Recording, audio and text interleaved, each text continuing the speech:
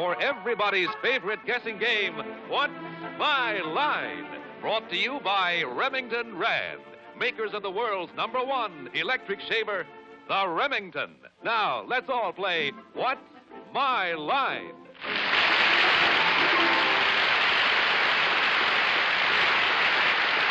And now let's meet our award-winning What's My Line panel. First, the popular columnist whose articles on Hollywood personalities appear each month in Motion Picture Magazine, Miss Dorothy Kilgallen. And on my left, the wonderful comedian, show business genius, and author, Mr. Fred Allen. And on my left, Miss Arlene Francis. That's enough.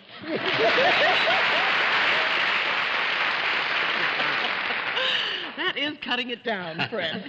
And on my left, the distinguished Random House publisher and columnist for this week, Mr. Bennett Cerf. Thank you. And on my left, a gentleman who on Wednesday will be the first native of Johannesburg, South Africa, to ever win a Peabody Award, Mr. John Charles Daly.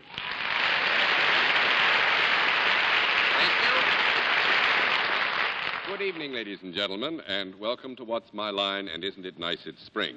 Once again tonight, we have gathered here in this hallowed chamber some very nice people with some very interesting occupations, as the panel will learn, I believe, to their cost before this half hour is done. We'll also have a famous guest challenger a bit later on, but now let's let the experts meet our first challenger whose line needs to be spotted. Would you sign in, please, ma'am? As I said, spring is here. V. Sedlmeyer, right?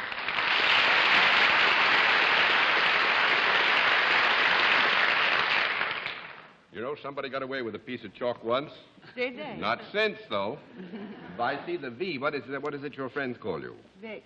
Vic. Mm-hmm. And is it Miss or Mrs.? Mrs. Mrs. Sedlmeyer. Well, Mrs. Sedlmeyer, would you tell us where you're from? Tampa, Florida. Tampa, Florida.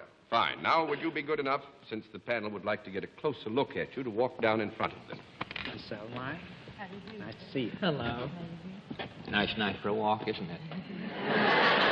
All right, Mrs. Sedlmeyer, if you'll come over here, please, and sit down next to me, we will prove beyond any reasonable doubt that spring is in our blood, because we're going to depart from some of our normal practices this evening. We're going to skip the wild guess altogether. We will, however, let our viewers at home know what your line is, and then we'll let the panel do some digging and see if they can figure it out.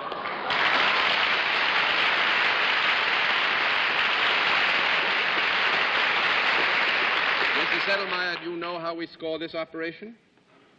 Well, I have an idea. You have an idea. Well, I will dispense with any doubts you may have in your mind and and tell you. Yes. Actually, every time you can give the panel a no answer properly, I flip a card. And 10 no's, and you have won the game. All set? Yes. All right, Mrs. Sedlmeyer is self-employed, and let's begin the general questioning with Fred Allen. Mrs. Sedlmeyer, do you deal in services? Yes. You do. Do these services, when performed properly, make people happy? Yes. They do. In the pursuance of consummating these services properly done, does that make you happy? Yes. If I did what you do, would it be apt to make me happy? Yes or no? Yes and no. What? Yes. I wouldn't want to be the only one who wasn't happy on a night like that. I would say this, Fred, so that you're not misguided. I think Mrs. Sedlmeyer has been generous to say yes and no. It would be my judgment that you wouldn't be very happy about it, but you continue, because you might be, you see. Well, since you come from Florida, do you work out of doors? Yes. Does what you do require that you travel from one place to another?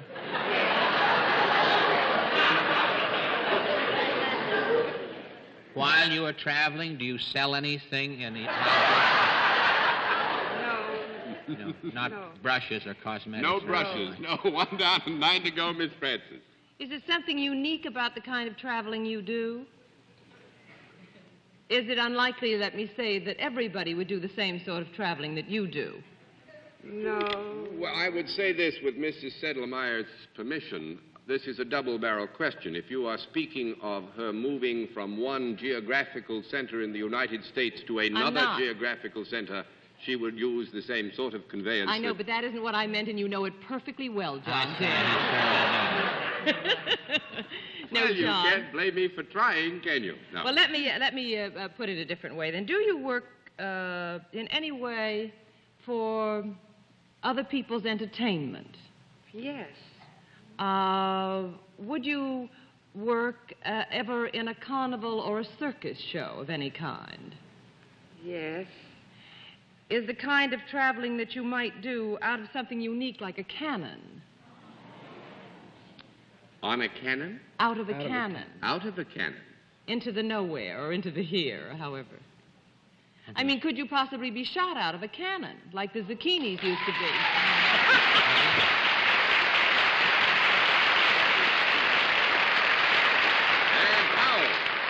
I would like to introduce to you by her professional name, Victoria Zucchini. I just said like the zucchini. That's right, you did. Human cannon. I must say that it came to my mind because I had the two zucchini boys on Soldier Parade, which is another show that I do. Are they your brothers? Yes, they Oh, are. really? Uh-huh. Well, they were wonderful. And Thank you.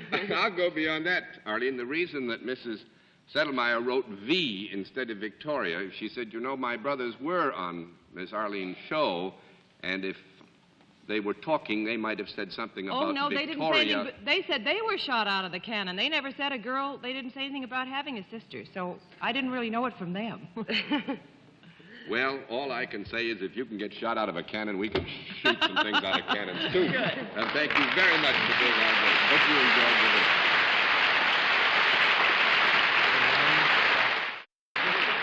Well, spring indeed. And now let's see what you can do with another challenger panel. Will you sign in, please, sir? Dean Axine, right, sir? And what is your first name? Dean.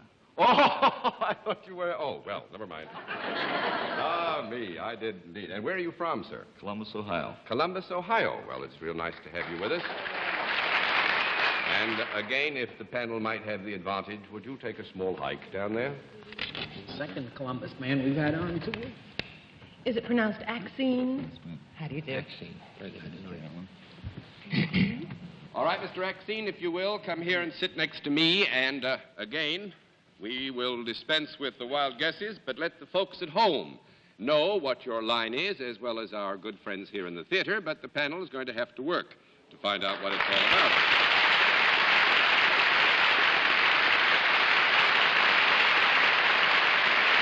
All right. Mr. Axine, are you aware of our scoring system? Yes, sir. Do you find it complicated? Yes. You do? Well, so do I. So, Mr. Axine is salaried, and let's begin the general questioning with Miss Kilgallen. Mr. Axine, are you accustomed to appearing before audiences?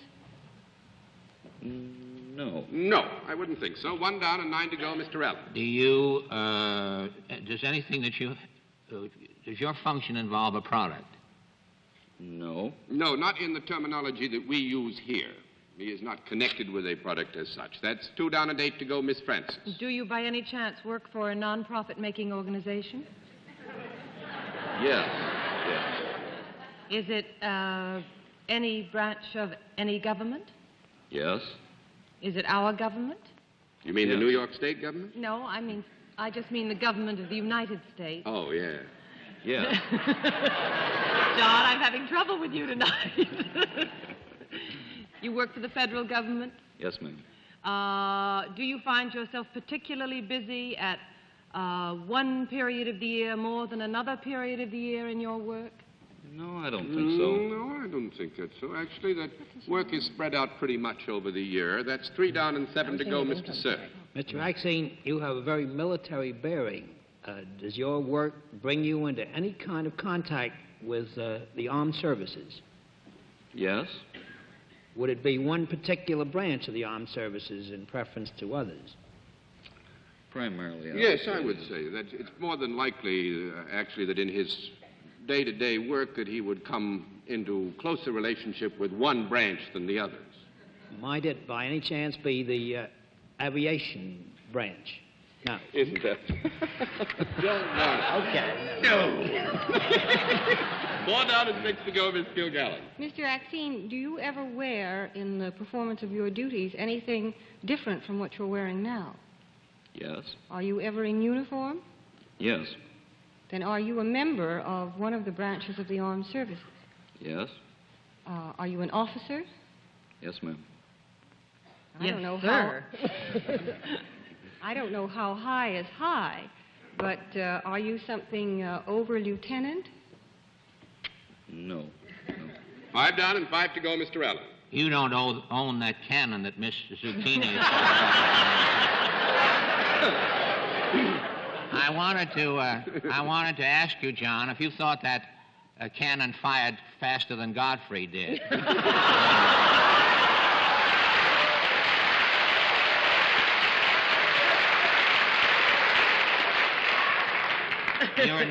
You're not a member of the Air Force.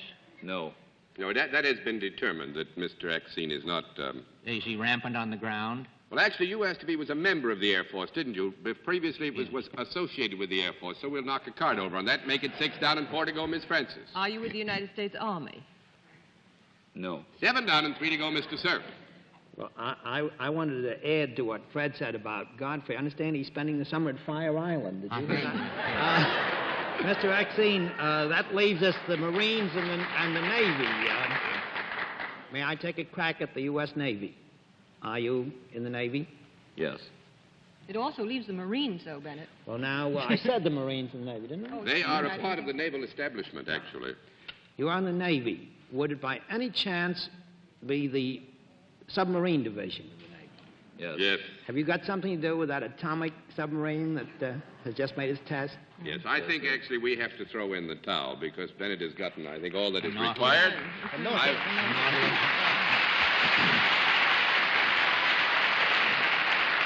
I would like you all to meet Lieutenant Dean Axine, Executive Officer of the Nautilus, our atomic sub. Oh, marvelous.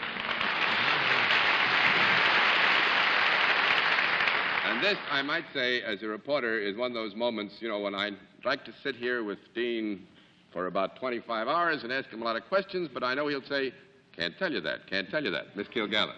Perfect casting, too. Perfect casting, right. Fred? How do you know when you're submerged if you're in New London?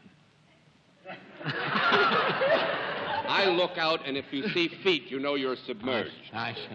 Lieutenant, is there any way that any members of this panel could take a ride on that ship? I'm thinking of the girls, not myself. It would be nice, but I'm afraid not at the present time. We're sunk anyway, I guess. Yeah.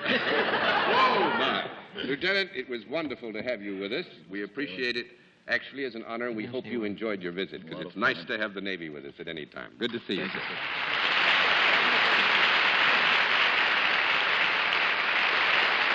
Well, in a moment, we'll meet tonight's mystery guest. But first, let's listen to Dick Stark with a word from Remington Rand.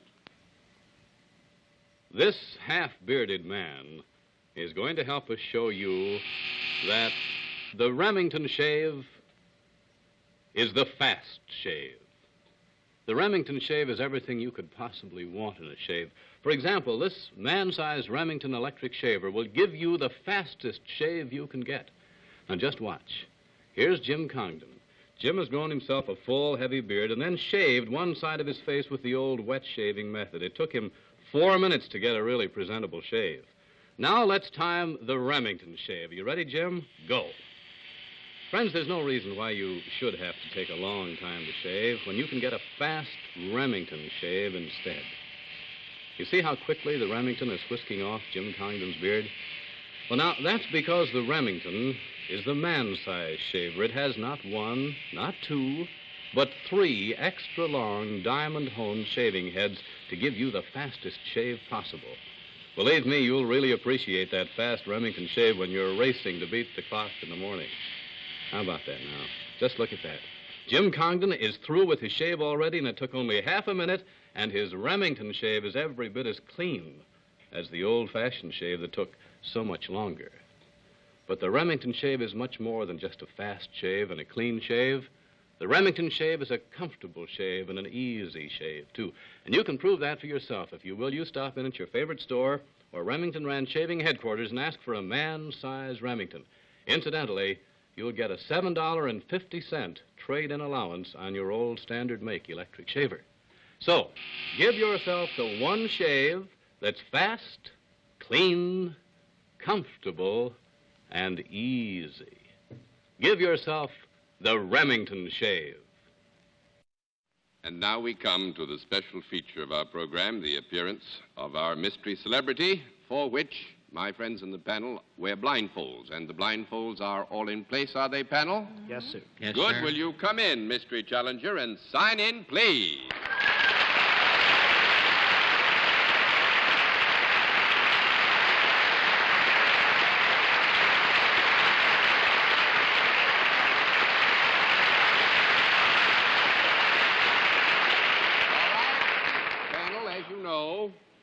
In the case of our mystery challenger, we get right down to the general questioning, but we have something new and novel for you tonight because it's spring.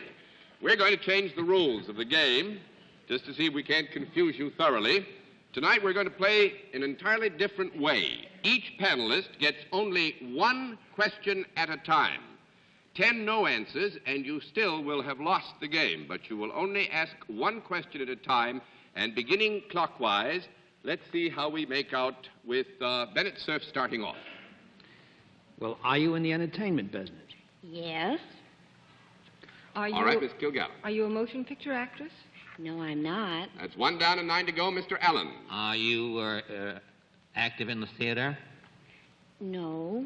2 down and 8 to go, Miss Francis. Where are you active in the entertainment world? Are you a circus performer, or would you appear at great nightclubs? No, I wouldn't. That's 3 down and 7 to go, Mr. Cerf. Well, are you somehow connected with sports? Yes, I am. Miss Kilgallen? Are you connected with a sport that is played in team fashion? I have to have a conference, pardon me. I'm sure you'll enjoy every minute of it. I would say this, we do not want to mislead you. The team connotation here offers some small problems. But we are willing to admit that in the general area, team play is not unknown. So we'll give you a qualified yes, and that makes Mr. Allen up next. Is the sport played with rackets? No, it isn't. 4 down and 6 to go, Miss Francis. Is it played on land? Yeah. To the degree that we are using very general descriptive patterns here, I think we'll say yes. It's played on land. Wait a minute, let me think about it. I just can't stop. It's played on land, but... Well, wait a minute, Bennett. We got to think about this one. It gives trouble. I think we'll say it is not played on land. That's 5 down and 5 to go, Mr. Cerf. Oh. You're next. You're up in the air, aren't you? Oh. Well, is it played on water? Yeah, or in water? Oh, on frozen water. I pass. Well, I tell you, I think we'll have to give you a yes answer in the general descriptive area of water. Mm-hmm. That makes it Miss Kilgallen. Well, I trust we've established ice. I understand it was established long before we got here.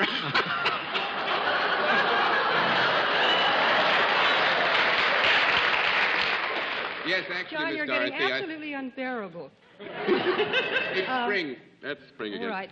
Are you a young, beautiful, skating prima donna? Prima ballerina?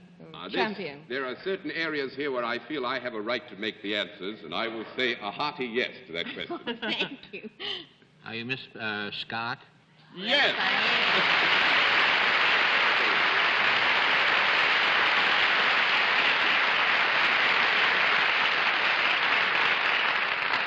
And I think, Miss Scott... We didn't identify the dog. I was going to ask Miss Barbara if she would please give us an introduction. Well, this is my poodle, Pierre, who is also in the ice show with me. Is he lucky, Pierre? Hello, Pierre. Does he skate? Well, he did this year, only he was our only skater yawning. without skates. Do you find this program dull, Pierre? Oh, he watches it every Sunday. He Does just he? loves it. We all do in Canada, believe me. Well, Pierre is a very handsome pup, I might... What, Pierre? I didn't get that. Well, Miss Barbara, I must say we gave him a kind of rough time, I think. And, actually, we tried something new tonight. Did you like it? I did. I think it's a wonderful idea, only it must make it more difficult for the panel. That's what we were hoping. I But mean, they hardly ever miss. Well, we do thank you for coming to visit us, and certainly thank you for... Pierre, don't bite the cable, please. Not because we care about the cable, but we care about you, and it has electricity in it. Thanks very much for being our guest, and would you, Thank you, introduce Mr. Pierre Bailey. Oh, I'd to love the to. panel? Thanks.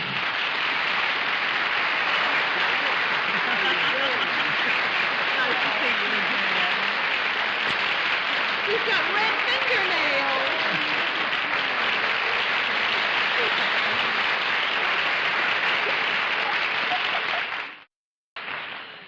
Well, panel, Pierre had red fingernails. Did you know? toenails. Toenails, I mean.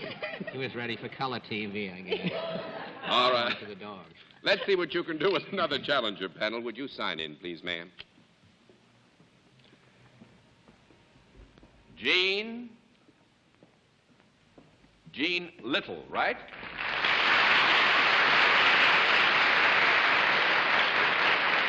And Miss Little, where are you from? Westbury, New York. Westbury, New York. Would you be good enough to walk down to the front of the panel for me? Hello, good evening. Good evening. All right, Miss Little, here, if you will. Sit down next to me. And while the panel will not have any free wild guesses, we will once again let the folks at home and our friends here in the audience in the theater know what your line is. Meanwhile, making sure the panel works hard to find out.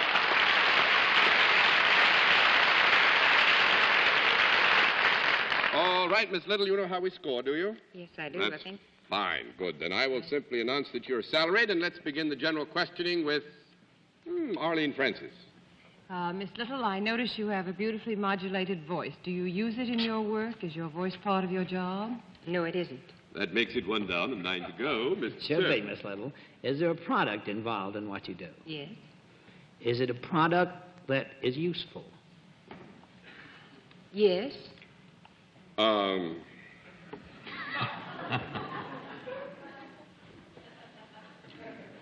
What do you mean, useful, Betty? What do you mean useful? Good. You mean, is it utilitarian? Because, I mean, we just want to get the class. Leave religion out of it, I John. want to...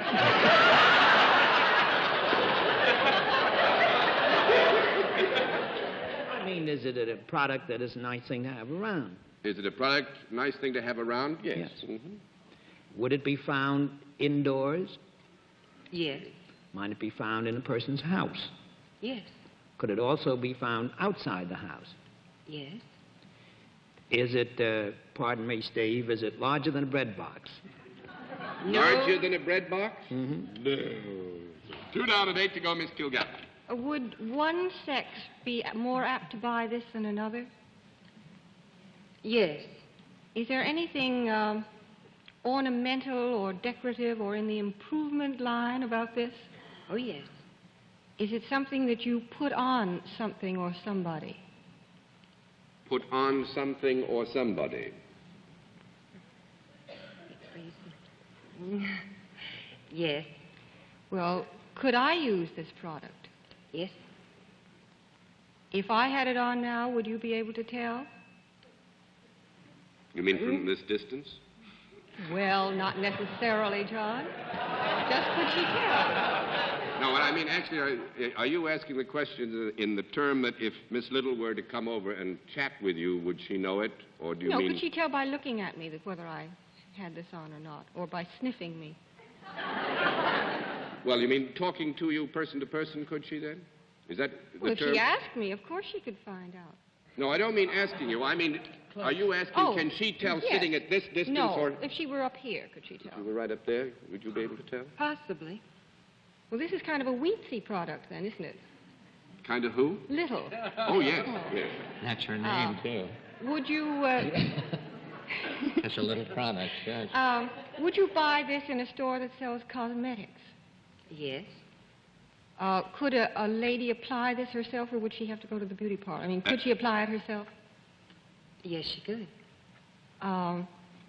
Is it anything that you would apply above the neck? Yes. Has it anything to do with the eyes? Yes, it has. Is it anything like false eyelashes?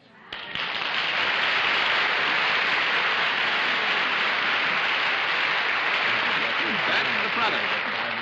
That's the product. Now, what does Miss Little have to do with these products? She puts them on. She puts them on. That makes it 3 down and 7 to go, Mr. Allen. She uses them herself. 4 down and 6 to go, Miss Francis. She sells them? 5 down and 5 to go, Mr. Sir. She manufactures them. Manufactures or makes is right. We would have to buy that.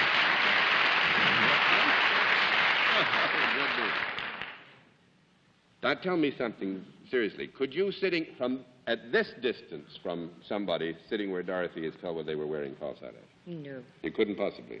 Well, I haven't, but once in my reckless youth I had them put on. I practically got tangled up in them. A lot of people wear them. And Not in Mirand, you would. Well, thank you very much. Hope you enjoyed your visit. It was nice to have you with us on What's My Line. Good night.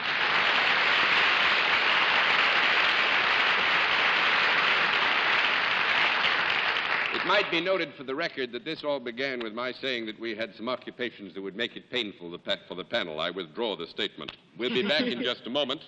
But first, here is a word from Remington Rand. If you could count with electrons and remember everything you're told to do, every second you could solve dozens of accounting problems. Every minute you could turn out days of bookkeeping. In fact, you would be a Univac 120, the punched card member of the Univac family. Does your firm know about this office-size electronic brain, Remington Rand Univac 120? A product of Remington Rand, famous too for the Remington 60 Deluxe, the world's #1 electric shaver. Now, before our panel says goodnight, may I remind you to tune in again next Sunday evening at 10:30 p.m. Eastern Standard Time, when once again we invite you to play What's My Line. For other localities, check your local listings for the date and time of our weekly series. Now, for those who prefer a cream, here is new Stop-It Cream Deodorant and Antiperspirant in the swivel case that works like a lipstick. This new twist means no stubborn jars, no gooey fingers, no waste, nothing to wash off. Look for this special display at your favorite drug or cosmetic counter. And remember, Stop-It Cream Deodorant and its anti-immunity factor, the new way to smooth away perspiration. And now, until next week, this is John Daly saying good night, Miss Dorothy. Good night, Fred. Good night, Arlene, and wait for me at the mouth of the cannon. I'll be coming out with Miss Zucchini. Good night, Bennett. Good night, Arlene. Oh, kiss the president for me in Washington. I'd like to. Good night, John. Good night, Bennett. Good night, all, and good night, ladies and gentlemen. Thanks for being with us on What's My Line.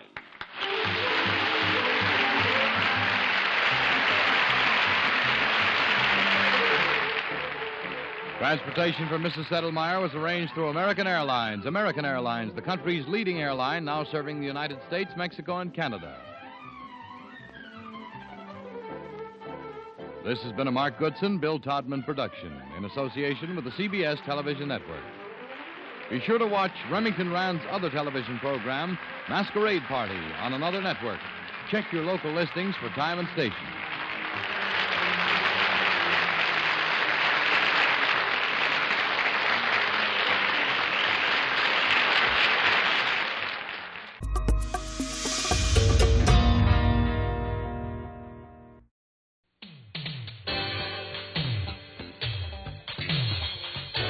From Television City in Hollywood, it's Card Shark.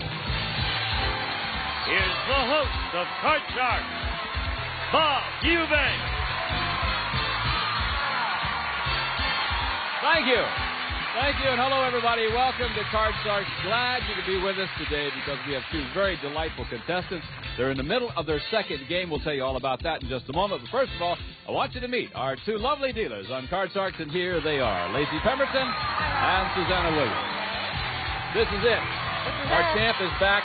We'll see what happens today. Let's deal those cards out. We'll pick it up, like I say, from where we left off yesterday. Susanna will be dealing the red cards on the top row for our champion, Robert, while Lacey deals the cards on the bottom row for our challenger. And while they're doing that, let's meet our two Card Sharks. Here they come now. Well, how do you do? Boy, don't you look spiffy today. Well, I've been out spending your money. You've been out spending our money, I Why, see. sure, I earned it. Well, you look very nice. Yesterday you were a little collegiate. Today you look very spiffy. Well, I'm older today. Are you really? Older than yesterday? Yes. You're also richer. You got $8,800 as our champion so far. Good for me. I love it. In case there's anybody out there that does not know who you are, tell them. I am Robert Brissett from the great metropolis of Menominee, Michigan. 8,000 sleepy souls. And I brought my wife with me because she didn't trust me here alone. But I've been married to her 50 and a half years. I know why you take her everywhere you go. You don't want to kiss her goodbye. Oh, yes, I do. Oh, you do, huh? Yes, I do. Well, I we're like glad to you're kiss here. her hello, too. Is that right? You're a nice man, and thanks for being here. And I want you to say hello to our challenge over here. Hi, Sandra. How are you? Hi, my name is Sandra Chandler Smith. I live in Orange County with my husband, and we're expecting our first baby in 3 months. You say, congratulations, by the way. Thank you. Sandra Chancellor Smith. Chandler Smith. Chandler. That was your maiden name? Chandler, yeah. Chandler. So you're going to hang on to it. Well, I didn't want to be Smith. What's the matter with being Smith? I thought no one would believe me. You know, if you go in a hotel and you go, oh, I'm Sandra Smith, they go, oh, yeah, okay. You're absolutely right about that. Okay, I know you kept the cards before the show. Now, the object of our game is to work your way across the board by predicting whether each card is going to be higher or lower than the one preceding it. And as you can see, we had already started game number 2. Robert won the first game.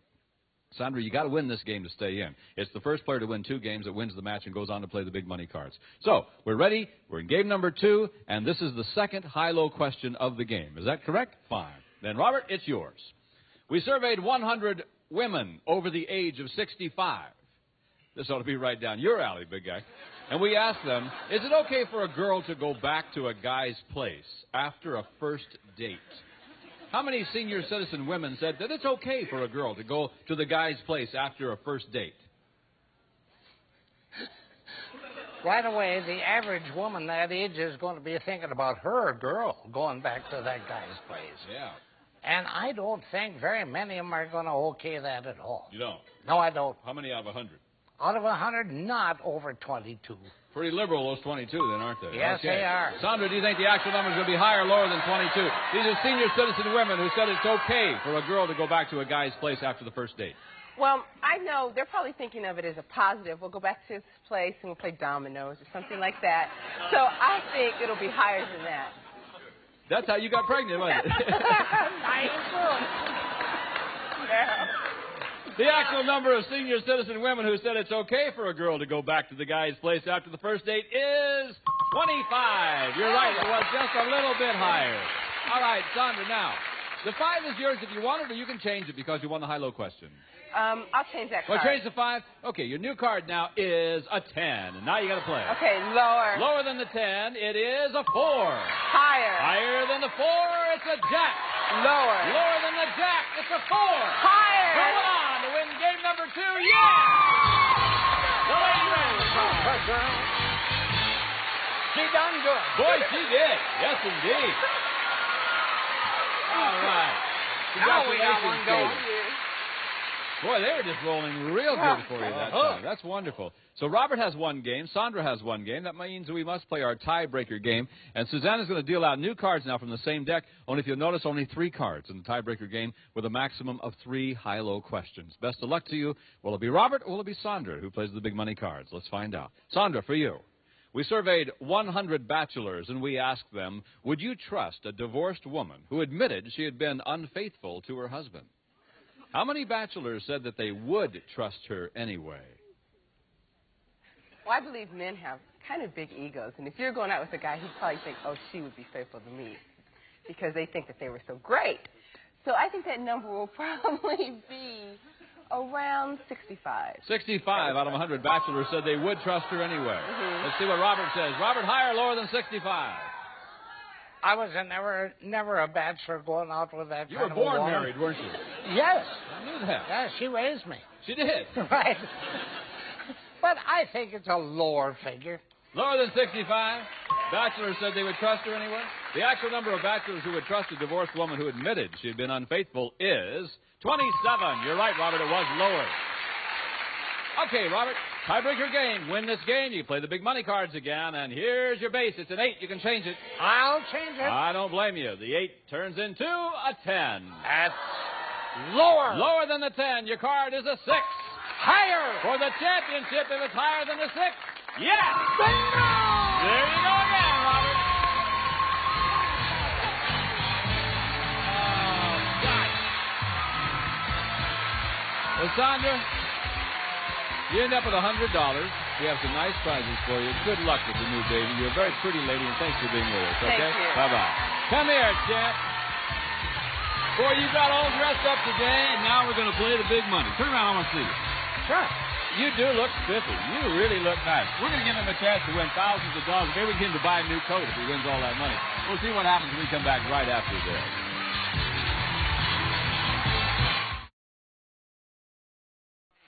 Yes, we are back with our champion.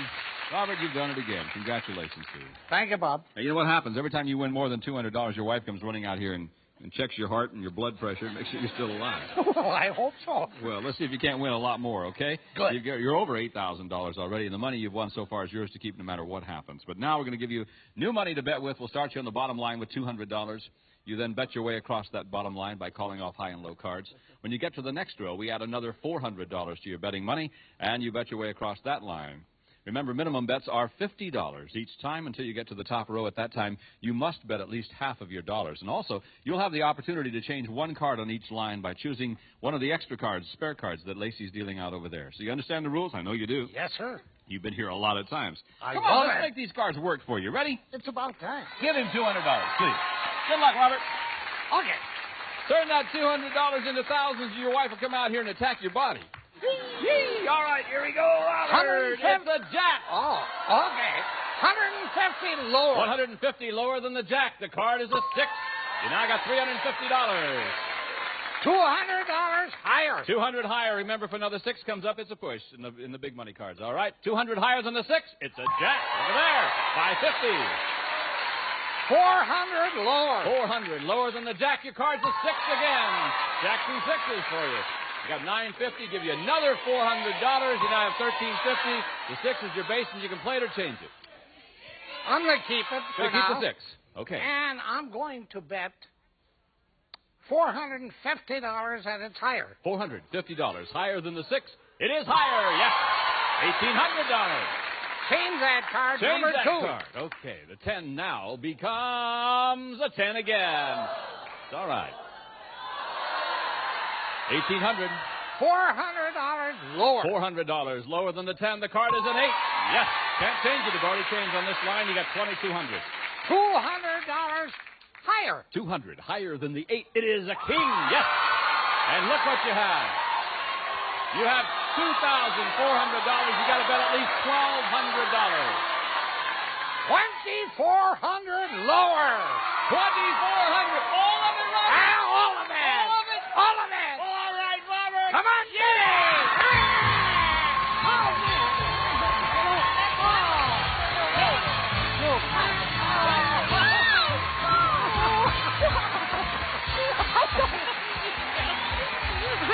Boy, she's really happy now. Robert, so far you've won $13,700 on card set. I love it. That's better than small change. Yes, it is better than small change. We'll be back in just a moment to meet a new challenger for this very nice man right after this.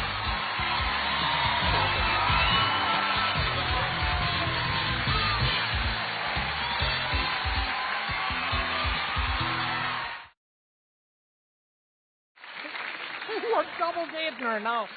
You do it. My job is not in jeopardy. I feel real good. I lost that up good, didn't I? No, you were fine. You were just great. Let's meet your new challenger. Bring that pretty lady in here. Woo, woo.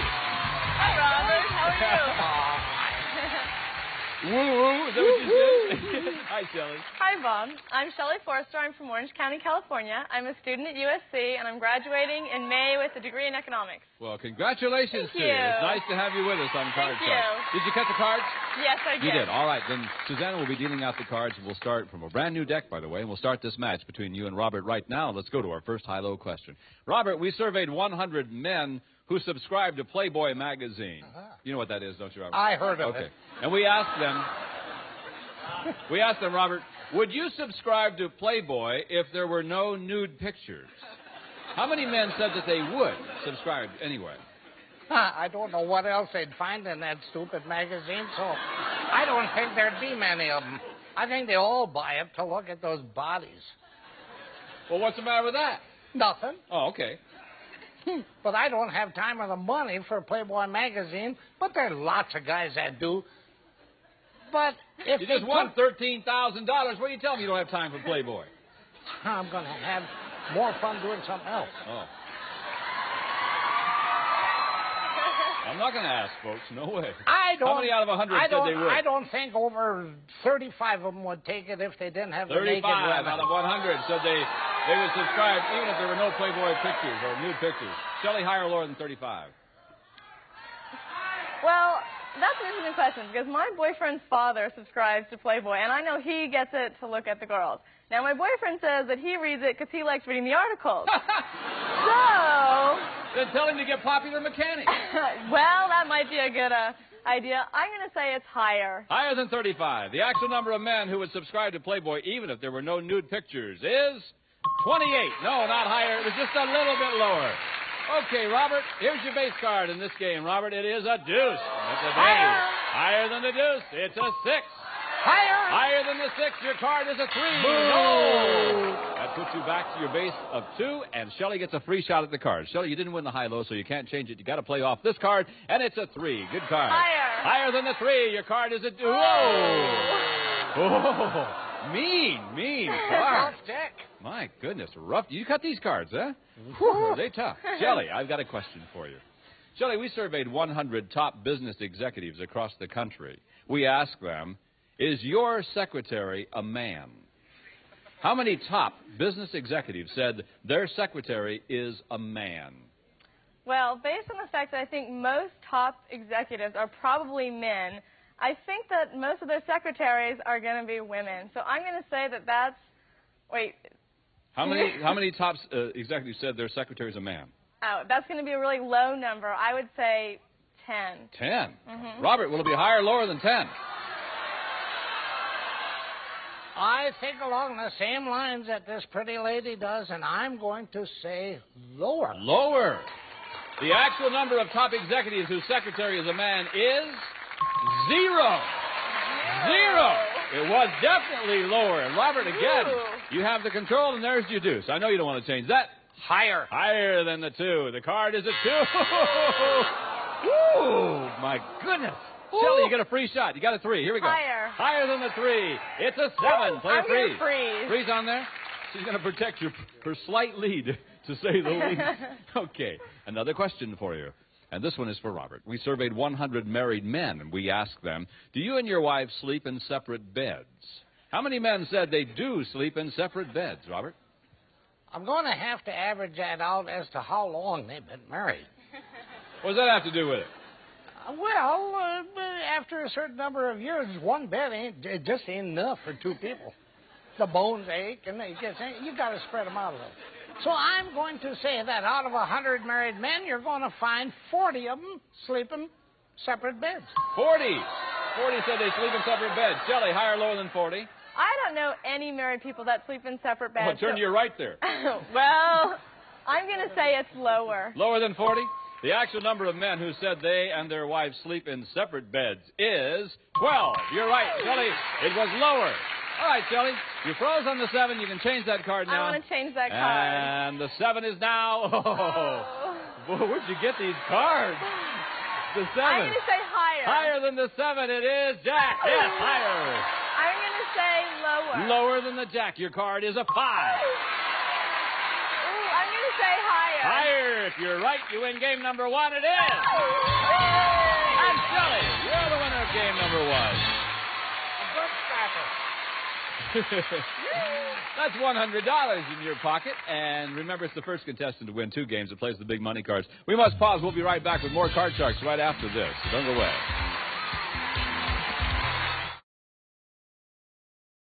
Welcome back to Card Sharks. We're ready to start our second game. Shelley won the first game. Robert, you got to win this game to stay in the match.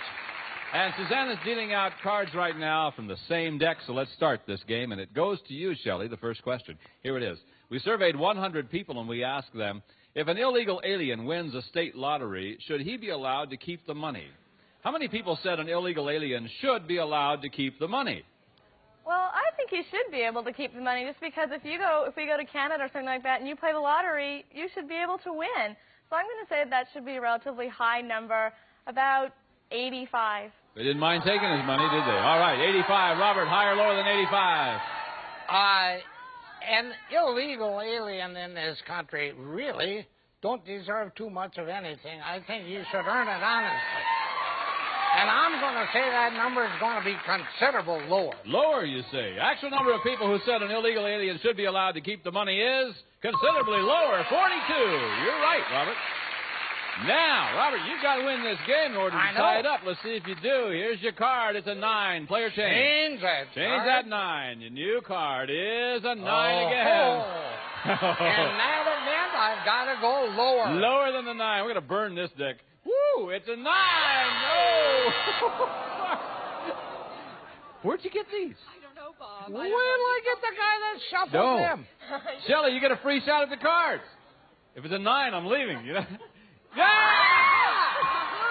See you, folks. And you got to play, Shelley. If another 9 comes up, I demand a recount. I'm going to say lower. What'd you say? Lower. Lower than the 9. Your card is a king. No. We could be here until day after tomorrow with this game. You know that. Okay, let's go again. Another high-low question for Robert. We surveyed 100 single women, and we asked them, would you marry a man who insisted his mother live under the same roof with you? How many single women would marry this turkey anyway? Oh, boy. Well, you're going to find some of them that are so desperate to get married they'd put up with anything. Is that right? But how many then? Not too many. 21. 21. Will it be higher or lower than 21? Single women who would marry him anyway, Shelley? I think it's going to be lower. Lower than 21? The actual number of single women who would marry a man who insisted his mother live with them is 30. Not lower, it was higher. Again, Robert. Now, you can change that 9. Change that 9? Yes, indeed. The 9 now becomes a 10. Lower. Lower than the 10, it is a king. Oh. Shelley gets a free shot off the 9. Higher. Higher than the 9, it is a queen. Lower. Lower than the queen, it's a 6. Higher. Higher than the 6, it's a king. Lower. Lower for the championship. Yes, there you are. We have a new champion.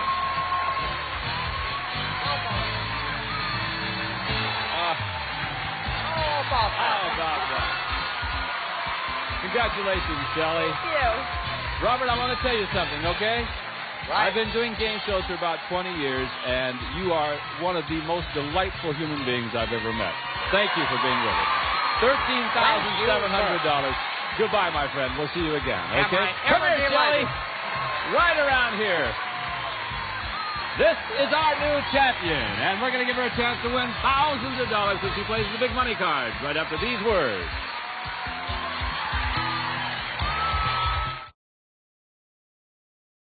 We're out of time. That means that we're going to give you a chance to play the big money cards when we come back tomorrow. Until then, I'm Bob Eubanks and Lacey Pemberton, Susanna Williams, Shelley, Gene Wood, and the gang saying, see you next time. Bye-bye, everybody. Some of our departing contestants will receive a gift certificate from Sears Spring-Summer Catalog with over 1,200 pages of ideas. 1-800-453-7000. And a pocket radio. And from out of the ocean comes a unique blended seafood, new delicacy, now in the frozen food section. And a cookbook. And new Italian herb shake and bake coating mix, Parmesan cheese, and great seasonings make it a delicious new recipe for crispy chicken, Italian style. And a member of our studio audience will receive Bernardo Limoges' four-place setting of Artois dinnerware. Elegant china enhanced by traditional design. Interpreted for today's lifestyle from Bernardo Limoges. This is Gene Wood speaking for Card Shark.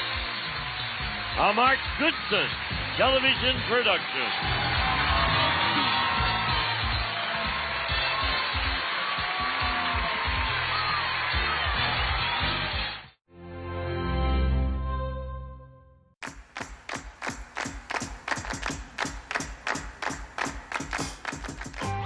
Deuces are low. Aces are high. Call them right. And the limit's the sky on Card Shark. And here's the host of Card Shark, Jim Perry. Thank you, Jan. Going to the prom after this? Hello there. Welcome to Card Shark. Thank you. You're very kind. The opening poem sent in by Carl Cope of Allentown, Pennsylvania, watching us on KYW-TV, Channel 3. Thank you, Carl. We're going to open up the board, and the prom ladies are going to deal out the cards. Go ahead. Well, you're all in white. And here come our card sharks. Hello there, Trish. Trish Brandt. Hi, Jim. Nice to see you again. Nice to see you again. And again, a little reminder about you. My name is Trish Brandt. I'm from Pacifica, California, where I was born and raised, one of 7 children. And I'm married and have a wonderful son, Jason, who's 20 months old. We didn't mention, you didn't mention before about being one of 7. We've had polls about large families. Is it good or bad to be brought up in a large family? I loved it. Everybody is really close now, and family get-togethers are a bit of a zoo, but I imagine, we have yes. a good time. Children and grandchildren. Yes. Nice to have you back. Trish has won $1,400 in cash, and we are welcoming back our challenger, Carolyn Johns. Hi, Carolyn. Nice to see you again. Good to see you. And again, why don't you tell us about you? My name is Carolyn Johns. I'm a native, born and bred California girl. I go to UCLA in my last year, my last quarter. And I'm feeling great, and I love to sing and dance and act and everything. You say that like you're the last quarter. Oh, you're glad it's over. Oh, Are you I am. really I am so glad? ready to get out there, and really get down to business.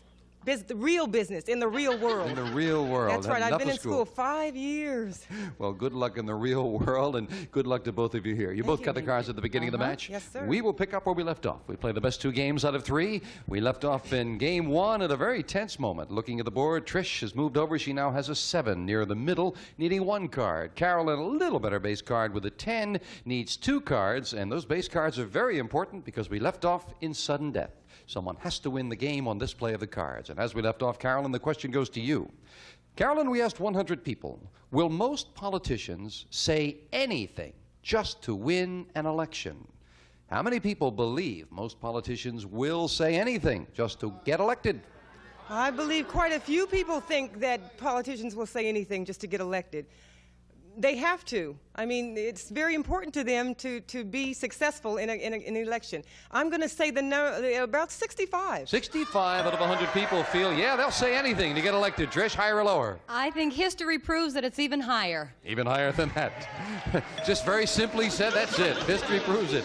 If it's higher, you'll have control. If not, it'll be Carolyn. The actual number of people who said most politicians will say anything just to win an election is 85. It is higher. Trish? You have control, sudden death. You could play it or pass it. What's your decision? Carolyn, go to it. You're going to pass it. Carolyn, get both cards right, and you win the game. 1 mistake, the game belongs to Trish. With a 10, what do you say? Lower. Lower than a 10? Oh, a 2! Higher! For the first game of the match, higher, yeah! Carolyn got a great card, and game 1. And that 2 came up at a great time for the challenger, who has 1 game and $100, and will set up for the tiebreaker. Same 2 decks of cards with the next cards. Oh, not the tiebreaker, the second game of it. Janice turned around and gave me a look like, wait a minute, I've got 5 cards in my hand. You're absolutely right. It is game 2. And we'll start that game with a question to you, Trish. I never saw a double take from the rear like that. What? Trish, we asked 100 married men. If you could get your wife to give up nagging for a month, would you be willing to give up sex for a month? How many men would be willing to give up sex for a month if their wife would give up nagging? I always ask my husband if I'm a nag, and so far he's been good and said no. But nagging, oh, men hate nagging. I think they would give up sex for a month to have her quit nagging. Let's go with 75. 75. Trish very firmly said 75 as the audience almost unanimously said no. Carolyn, what do you think? I know that they get tired of nagging. I know that it's hard on them, but I just can't believe they can give up sex for a month. It's got to be lower. Lower. It's got to be lower. The actual number of men who would give up sex for a month if their wife would give up nagging is 32. Carolyn's right. It is lower. And the audience was right just as well. Carolyn starts game 2 with a 2. Higher. Higher than a 2. A jack. Oh, lower. Risking it lower. It is a 10. I'm going to freeze. You almost didn't want to do it with the jack. We'll move over the freeze bar, protecting that position. And Carolyn, this to you. Carolyn, we asked 100 Protestant ministers. Interesting question. Have you ever seriously thought of leaving the ministry? How many ministers have seriously thought about leaving the ministry? I think that is something that all ministers have to contemplate at least once in their lives. That number would be approximately 30. 30 out of 100 have seriously thought about leaving the ministry. I personally know of some that have considered and even left, so I'm going to say it's higher. Even higher than that? The actual number of ministers who have seriously thought of leaving the ministry is 44. It is higher. Trish, you got it. 44. That a goodly number. And Trish, you start off this game with an 8. Change that card, please. Winning the question, you can change it. And a 4 is a good I'll change. go higher. Higher than the 4. No. Trish plagued by doubles. Carolyn suddenly got a jolt there and a free chance at the 10. Did I get a free chance? You do indeed. I want lower. Lower? Oh, no. An ace is not lower. And we will have the question 3 there. We'll let Carolyn compose herself while you watch this. We are back. Gene Wood and I were chatting with the audience. Gene was asking them how many men would give up sex for a month if their wife would give up nagging, and one man said, does it mean only with your wife? Good question. Game 1 went to the challenger, and Trish now with a 4 needs 4 cards. Carolyn with a 10 needs 2 cards. We pick up with question 3. Goes to you, Trish.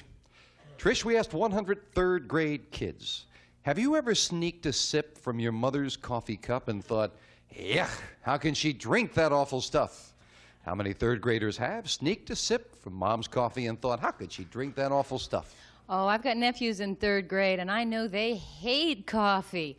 Let's go with 65. 65 out of 100. Carolyn, what do you think? Children love to sneak coffee, beer, anything they can get their hands on from their mother's cup. It's got to be higher. You figure they sneak it, then they don't like it, huh? That's right. Gee, I hope the last commercial wasn't for coffee. I just think 65 for Trish, higher for Carolyn. The actual number of third graders who've sneaked a sip from mother's coffee and thought, yeah, how can she drink that awful stuff, is 42. Not higher, it's a little bit lower. Trish. Okay. Trish, you've got a 4. Lower? Higher. You could go lower. She wants to go higher. Higher. It is higher, a 5. Higher. Higher than a 5. A 9. Freeze. Now we've got a tie. Each player needs 2 cards. And again, we are at sudden death. Question to you, Carolyn. Carolyn, we asked 100 psychiatrists. Generally speaking, do you think magazines like Playboy lead men to expect too much physical perfection in the women they date? How many psychiatrists said yes, magazines like Playboy do lead men to expect too much physical perfection in the women they date? I think that magazines like Playboy, televisions, pretty models, I think all of these things do lead men to expect too much. Dolly Parton records? Oh, absolutely. The number will be about 70. 70 out of 100, Trish. No, I think that's lower. I like to go with the thought that men believe that these are models. They know that, and actresses, and the normal woman isn't like that. Let's go lower. Lower. I guess it really comes down to reality versus fantasy. How do they feel about it? 70 says Carolyn. Lower for Trish. The actual number of psychiatrists who said magazines like Playboy lead men to expect too much physical perfection in the women they date is 47. Trish is right. It is lower. Trish has control in sudden death. Each player needs 2 cards. Play it or pass it, Trish. Let's hope you don't do it again. Go ahead, Carolyn. You're going to pass it to her again, but this time if she does it, she's the new champion with a 10. What do you say, Carolyn? Lower. Lower than a 10. A 3. Higher! For the championship. Higher! Yes! She did it again!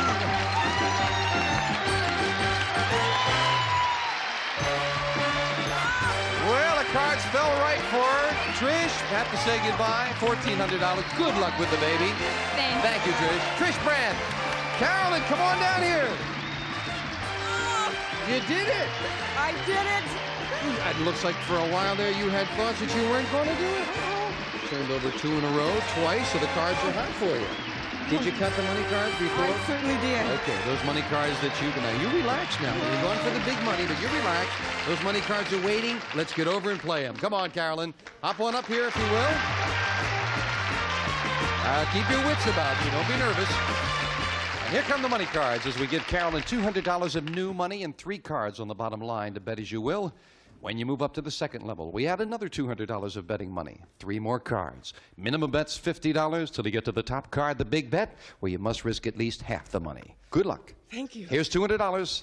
And remember, you can change your base card on each level if you need to. Carolyn, thank you, Lois. We'll start her with $200 and a jack. Do you want the jack? I'm going to change that card. Kind of a tricky card. She decides to change it. Did she make a good change? Ooh, near the middle with a 7. $50 higher. Minimum bet, $50. Higher than the 7. Nope, 6 down to $150. $50 higher than the 6. Come on, let's get it back to the 200. Higher. That's higher. Bad cards. You're still at 200 with a 7. $50 higher on the 7. And 50 higher. Oh. I would say you survived this level with some bad cards. $150. We're moving up your first pretty good card. The 4 will give you the other 200. You have right. $350. $50 higher. Going to stay with that $50 bet. She wants to get the cards rolling. Higher. Glad you held back. $300. $50 higher. Come on. Higher. All right. $350 and a 6. $50 higher. 50 again. Come on. There's got to be a big card. Would you look at these cards, 7, 6, 7, 4, 4, 6, 9, but you held back and came out of it with 400. We're going to move up to 9. You don't have to play that. I want to change the card. Carolyn, you deserve a good card. Come on, be there for the big bet. Another 4. Well, what are you going to do? You must bet at least 200, Carolyn. 300 higher. Come on, $300 higher than a 4. All yeah! Well, with some bad cards, $700, 200 in the game, that's $900, and that's not bad, Carolyn. Come on down here. Terrible cards, but you played them well. You happy with $900 for that one? That's wonderful.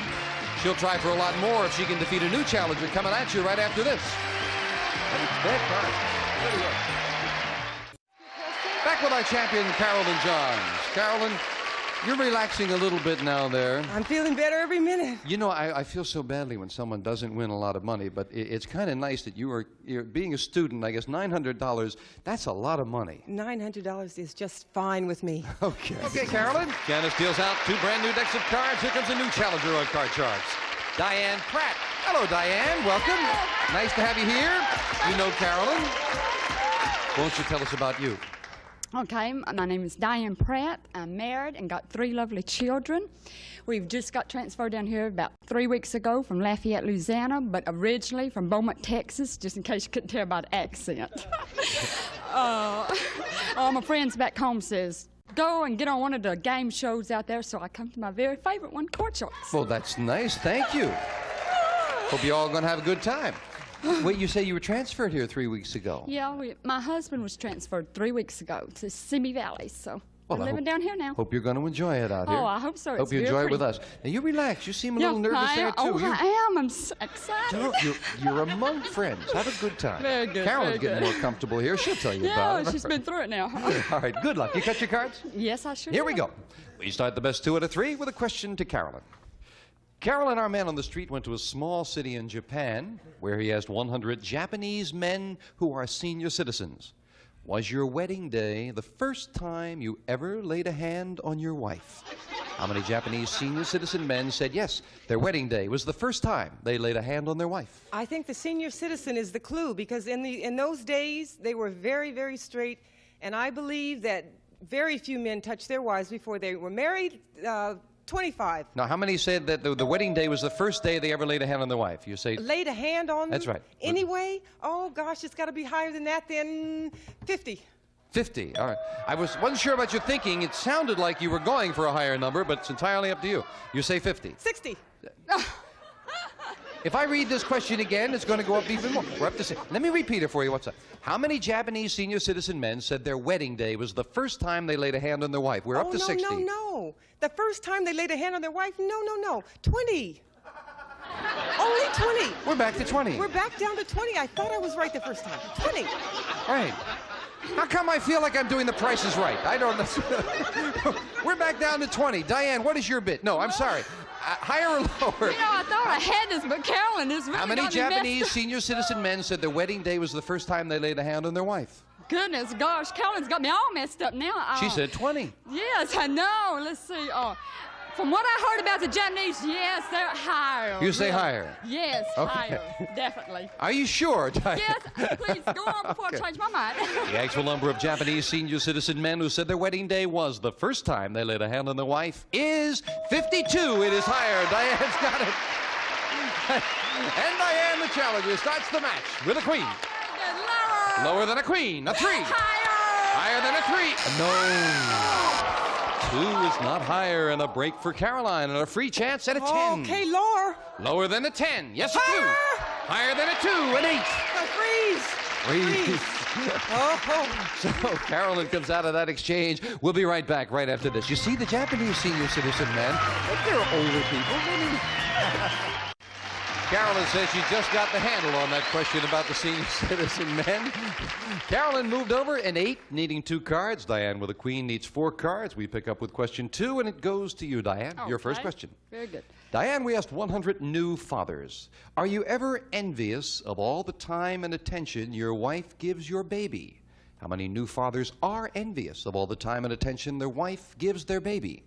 Oh, I think a newborn baby, they know the wife is excited about it, and I think they really expect that, so I think that's going to be a low number, 15. 15. 15 out of 100 are envious of the time spent with a baby by the mother. I believe that they are envious oftentimes. I don't know how many are willing to admit it, but I do believe that they are, and I'm going to say that's higher. You say higher.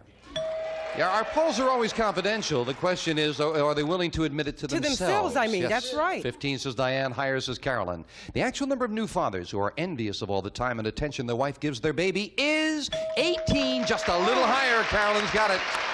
Carolyn, we left off with an 8, and now she can get rid of that middle card. A 10, a little better.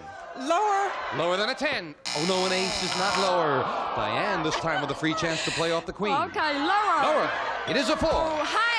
Higher than the 4. A queen. Lower than a queen. A 7. Moving over the freeze bar. Now, Diane needs 1 for the first game. And a question to you, Carolyn. Carolyn, we found 100 people who have a pig as a pet. And we asked them, have you ever kissed your pig on the snout? How many people have kissed their pet pig on the snout? Oh, if they had him since he was a baby, I'm sure they did. Oh, yes, that would be a high number. I'm going to say 70. 70 out of 100, Diane. You know, I really think I see people kissing their dogs or cats, so they got to kiss their pigs too, but that's a really high number. I'm going to go just a little bit higher, though. Even higher than that? I think Sounded like you were going to go lower. Change your mind. The actual number of people who've kissed their pet pig on the snout is 44. It's not higher, it's lower. Carolyn, you've got it. Carolyn with a 10. Change that card. Changing the 10. 2. Oh, a king is a good change. Lower than a king. A queen. For the first game in the match. No, it's not lower. Diane with a free chance to call up the 7 for the game. That's really hard, but higher. Higher than a 7? Yes! Diane wins game 1. That game kept bouncing back and forth with people breaking, and finally it comes out. Game 1 for the challenger, and $100. We will quickly set up for game 2 with the same 2 decks of cards, and we start game 2 with a question to you, Diane. Okay. Now, listen carefully. We asked 100 single women, would you date a man whose wife divorced him because he always cheated on her? How many women would date a man like that? Oh, not very many. If they knew for sure that they got cheated on all the time, I think the number would be very little. 28. 28 out of 100 single women would date a man whose wife divorced him because he always cheated. I believe that they would not marry him necessarily, but I do think that they would date him. I think that number is going to be a little higher. Little higher. How many men would date him? Even more. The actual number of women who would date a man like that is 37. You may be right. Dating and marrying are 2 different things. And Carolyn gets control and starts game 2 with a 5. Change it, please. Big change. A king. Lower. Lower than a king. A 4. Higher. Higher than a 4. A 6. Freeze. We move over the freeze bar, and now Carolyn was within 2 cards of tying up the match, and we'll be right back with these nice ladies after this.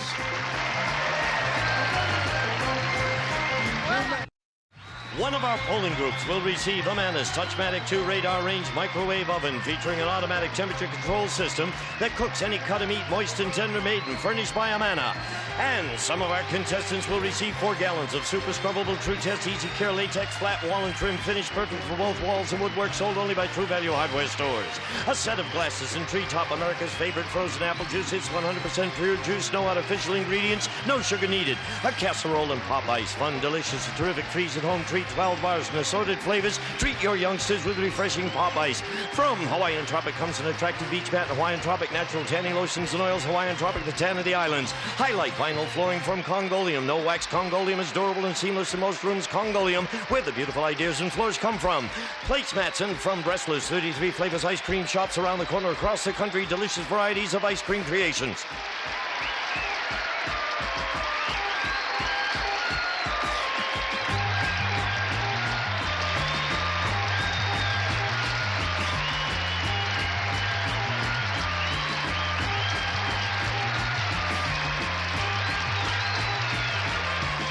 This is Gene Wood speaking for Card Sharks, a Mark Goodson, Bill Todman production.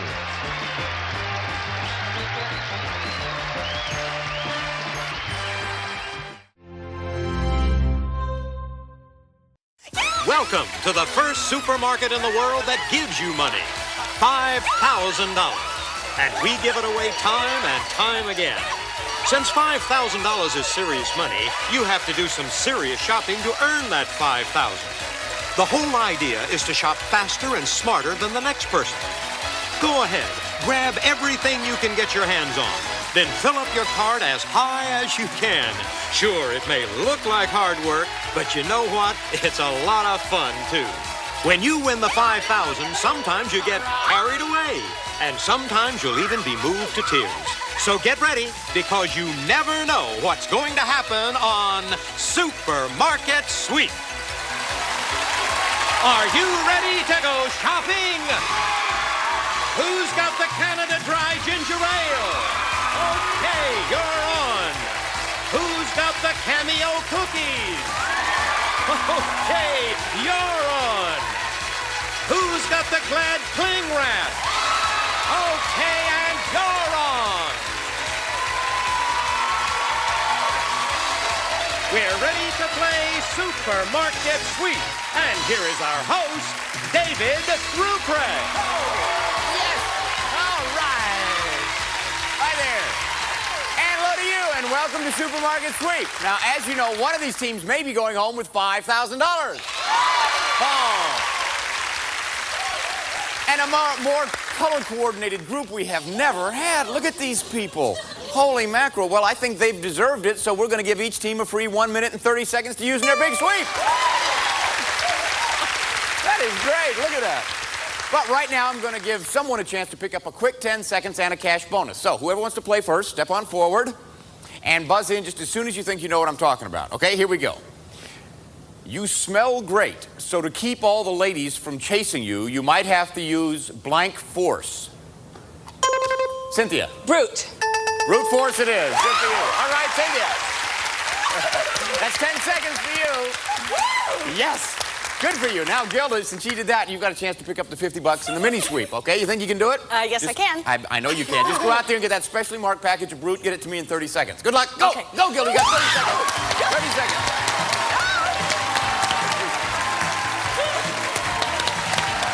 Come on, Gilda! There you go. 20 seconds, Gilda. Oh, take your time.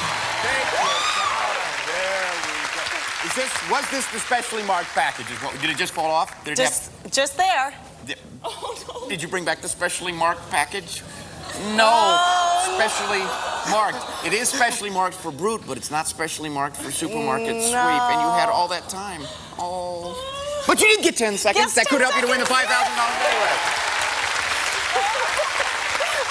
Oh. Anyway, we're going to find out who else we have playing here. Ava, how do you know Wanda? Wanda's my sister. Oh, Wanda, what do you do? I'm a bookkeeper. And Ava, how about you? I'm an accountant. You're both with the numbers. Yes, that's Good old right. left brain people. Yes. Who picked out the shirts, Wanda? Both of us did. You did together? Uh-huh. How come you got the mustard and she got the... Because this color looks better on me. You had nothing to say about that, did you, Ava? No, I don't. Okay, Shannon, how do you know Angie? I met her in school, in a class in school. Are you guys roommates, Angie? Next year we will be. Oh, where's that going to be? At UC San Diego. And where are you now, Shannon? We're at Fullerton College transferring next semester. I see. Are you both studying the same thing? Yeah, biology. Biology? Yep. Okay, Gilda, now, have you caught your breath? Yes. How do you know Cynthia? We used to work together Where was that, Cynthia? at a major cosmetic company. And what do you do now? I work at home now. I design custom ceramic tiles. Oh, that's great. That's great. I love your voice, Cynthia. You have a Thank very you. sexy voice. And Gilda, how about you? I'm in human development. I'm taking care of an 18-month-old baby. Mine. Yours. I'm glad you cleared that up. Okay, well, you guys ready to play the game? Okay. Then I vote for us giving the first players a chance to pick up some extra seconds. So that means Ava, Shannon, and Gilda will see you all in just a little bit. Okay? Now for you three, what I'm going to do is show you the name of a product, and I'm only going to reveal the letter that it starts and ends with. Then I'll give you a series of 3 clues as to its identity. So here we go. Here's the first one. This product begins with C and ends with M. Complete. Cynthia. Centrum Vitamins. Let's see. That is it. Good for you. Another 10 seconds. Ooh, watch out, Wanda and Angie. She's hot. All right, here's the next one. This product begins with L and ends with N. Brisk. Cynthia again. Lipton tea. Check it out. You bet. Whoa. He's fast. He's fast on the buzzer. Here's the next one. This product begins with V and ends with C. Stork. Cynthia. Vlasic pickles. Let's check it out. Yes. Good for you, Cynthia. Okay, Angie and Wanda, here's your last chance in this game to get 10 seconds. This product begins with W and ends with R. Amazing. Cynthia. Is it Wonder? I don't know, is it? Yes, it is.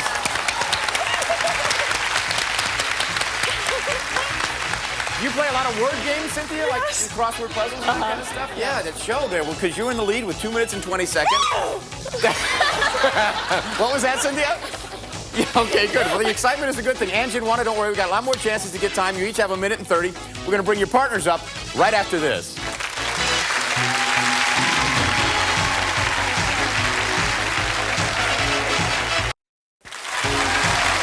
Okay, let's say hello again to Ava, Shannon, and Gilda. Welcome back. Now remember, the more time you earn here, the more time you get to spend out in the market trying to win the sweep and then going for $5,000. Okay, let's see what kind of shoppers you are. Look at these 3 items. We have a 28-ounce jar of Jif creamy peanut butter, a 10-ounce bag of Yuban whole bean decaffeinated coffee, and 1 quart of Dreyer's Grand Light Butter Pecan Ice Cream. Oh, guess where that's going after the show. Which one of these 3 products do you think sells for under $3? Under $3. Think it's number 1, number 2, or number 3. Lock in your answer, and if you're right, you get 10 extra seconds to spend on your sweep. All 3 of you get it right, I'll give you each an additional 20 seconds. Okay, Ava, which one did you think sells for under $3? I said number 3, the Dreyer's Grand Light. Yes, you did. Good for you. Okay, so you said it's that. Shannon, did you agree? Yeah, I also agreed. I said it was number 3, the Dreyer's Grand Light. Well, so far everybody likes the ice cream. Gilda, if you like the ice cream and it is the ice cream, then you guys are going to get an extra 30 seconds in the market. What'd you say? Could be. I picked product number 3, the Dreyer's Grand Light. You thought it was the butter pecan ice cream, too. Well, let's keep our fingers crossed. The product up here that sells for under $3 is the butter pecan ice cream. It sells for $2.85. Oh, good. So Ava gets 30 seconds. Shannon gets 30 seconds, and Gilda gets 30 seconds. Good for you. Isn't that fun when that happens? Ooh, I wish that happened every day. Okay, let's get some more time up there. Look at these. We have Mr. Peanut, Mr. Bubble, Mr. Clean, Mr. Coffee, Mr. Salty, and Mr. Goodbar. Now, listen to these clues very carefully because you solve them with products sold in your market. He's a lot of fun in the... Ava. Mr. Goodbar. Let's see. No. Shannon. Mr. Clean. Let's see. No. Gilda. Mr. Bubble. Yes, that's what it is. He's a lot of fun in the tub, was the whole clue. I guess all those guys are fun. All right. Here's the next one. He left his wife because she wasn't the best housekeeper. Ava. Mr. Goodbar. Let's see. No. Gilda. Mr. Clean. Let's see. That's who it is. Okay, and here's the last one in this game. He's really sweet. Shannon. Mr. Goodbar. Let's see. That's Mr. Goodbar, Ava.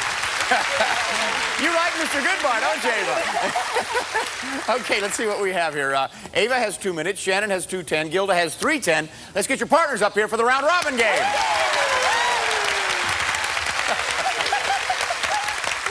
Okay, now here's the chance to really add on to your sweet time because the round robin has a total of 6 questions. You got the chance to earn up to 60 seconds. It's anybody's game. Partners, you stand by because you are up next. What I'm going to do is show you a scrambled up word of an item or a brand name that we sell out here in our market. And I'll give you 3 clues relating to that product, okay? Get your hands on your buzzers. Here's the first one. Quintet. Citrus. Gilda. 5 Lives. Let's see. No. Okay, Shannon. 5 Alive. Let's see. That's what it is. Okay, Jane. Jane. 5 Lives. That's for a real unlucky cat, right? As opposed to 9 lives. Okay, here's the next one. Correct. Watchful. Deodorant. Cynthia. Right guard. Let's see. That's it. Okay, Jane. Here's the next one. Gentle. Kitchen and bathroom. Shannon. Soft scrub. Let's see. That's it. Okay, Jane. 3 more chances, Wanda. Here's the next one. Chocolate coated. Ooh, Angie. Klondike. Let's see. That's it. Okay, Jane. And here's the next one. Red. Bottled. Breath freshener. Red. Bottled. Breath freshener. Lavoras. Lavoras. Okay, change. Nobody got that one. Here's the last one in the round robin game. Here it is. Foreign sounding. Flavor. Wanda. Casnick. Let's see. Nope. Enhancer. Foreign sounding. Flavor. Enhancer.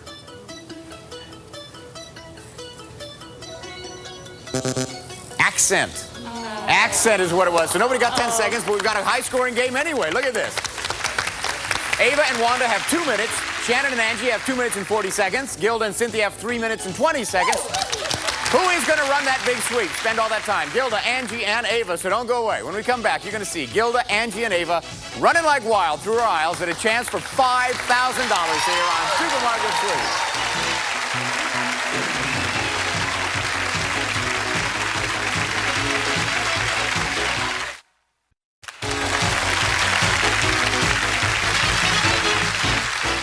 Okay, welcome back, and now it's time for the big sweep. Cynthia and Gilda, you have 3 minutes and 20 seconds, so you go first.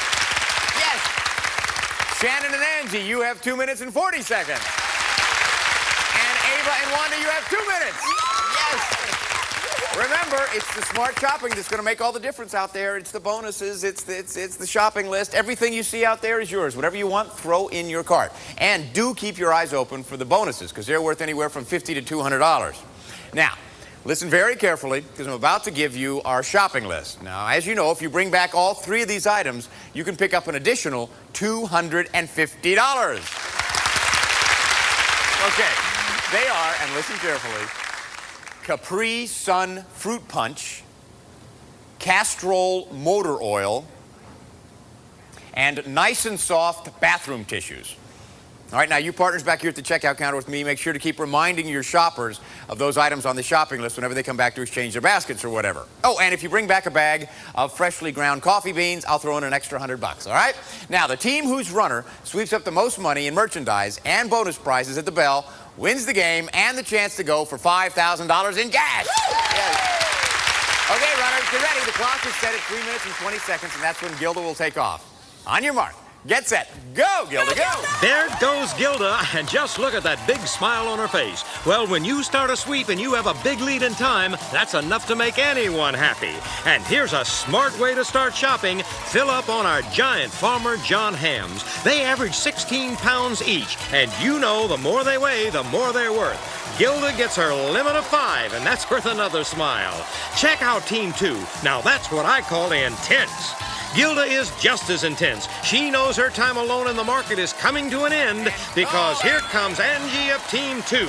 She heads straight into aisle 6. You know what's here? The nice and soft bathroom tissue on today's shopping list, and she gets it. Meanwhile, Team 3 is checking and double-checking their strategy. Angie must have had her strategy figured out a long time ago, and it certainly included boxes of Ultra Cheer detergent. Why are they so popular? They're worth a lot of money. Here's something else worth a lot, $100 to be exact. All you have to do is grind a bag of Millstone coffee beans, but you have to have the patience to stay there. Angie doesn't need any patience to grab these big packages of Pampers. She just needs the room in her cart, and she's got it.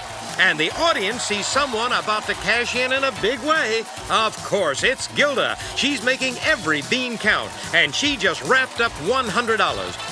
But watch out, Gilda. Here comes more competition. It's Ava of Team 3, and she feels the best way to catch up is to leave her cart behind. And look, there's Gilda with her. Why are they both in this aisle? Ah, they're looking for the Capri Sun Fruit Punch on today's shopping list. Oh, no, they both got the wrong Capri Sun flavor. But Ava's right that time. She got the Castrol Motor Oil on today's list. And what's more, she got a bonus from Best Foods Mayonnaise. And now she's after the nice and soft tissues on our shopping list, and she gets it. Way back in our deli section, Angie's getting big Hebrew National Salamis. But does she want the giant Alpo bonus right behind her? No. But Gilda wants the nice and soft tissues, and she's got them. And now let's get back to Ava. She's in our deli section. What for? Ah, big blocks of cheese. But does she know that the Alpo bonus is right behind her? Too late. Gilda's already got this bonus, and by the ear. Now look at Angie. Oh, no, I'm afraid like everyone else, she also gets the wrong Capri Sun juice.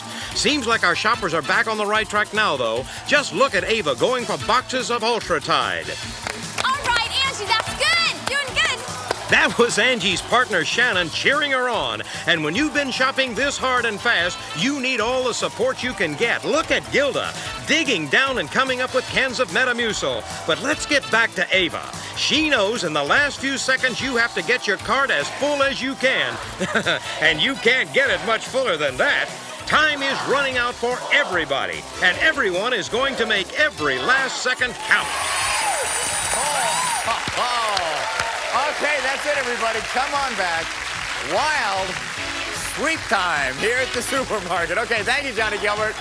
The official checkers are standing by just a little bit. We're going to find out which of these great teams has the highest total and then gets the chance to go for the $5,000 in cash. Now, it's out there. It's just waiting to be won, so don't go away.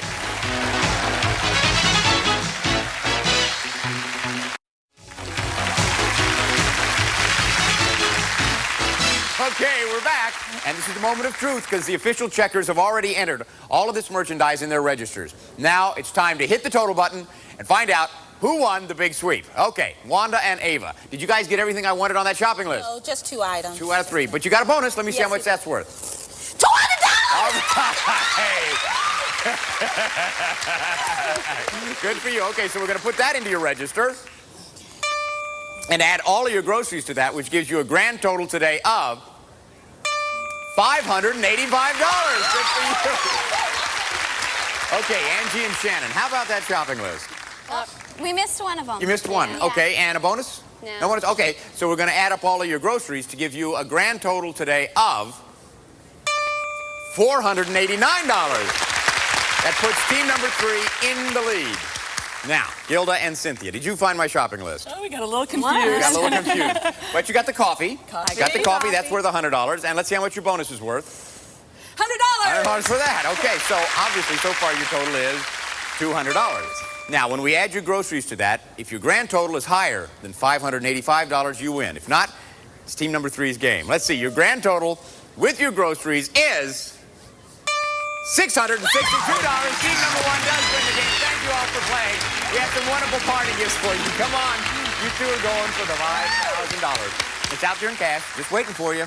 You have 1 minute to find it. 3 clues to help you out. How are you doing, Cynthia? I can't breathe. Well, don't before you go out there and get the money, for heaven's sakes. Now, remember, you have to solve the first 2 clues before you can go for the $5,000. Now, as soon as I read this clue, then the 1 minute countdown will start. Before we begin, you chose bonus game number 3. Here's your first clue. It's got a diamond and bleachers and dugouts and players and, best of all, great dogs.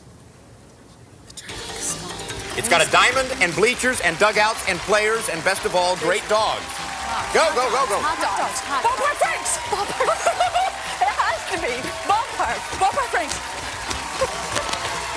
Okay. Yes! Okay, here we go, here we go. Okay, read it. Okay, a criminal's portrait is known as a mugshot. Mug. Root beer. Woo! Root beer. Root beer. Root beer. Root beer. Mug something else. Read it again. Mugs. Here it is. Woo! Okay. This product is for people who spend lots of time staring down at the numbers. Time staring down at the numbers. Reading numbers. 1, 2, 3. This product is for people who spend lots of time staring at the numbers. 409, no.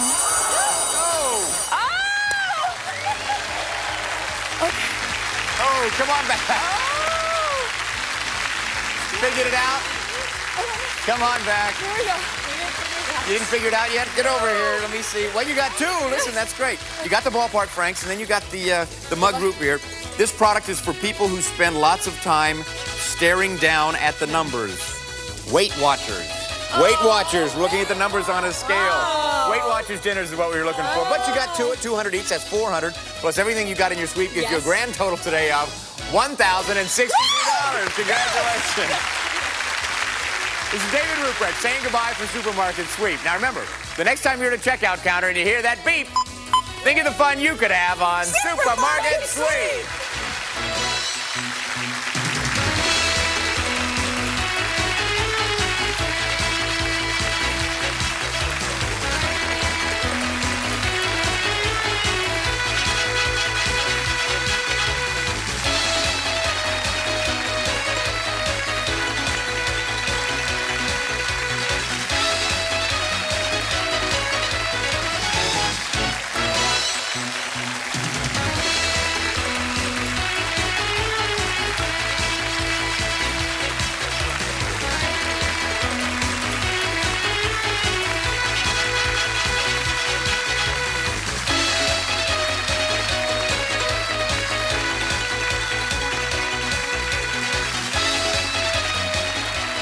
This is Johnny Gilbert speaking for Supermarket Sweep.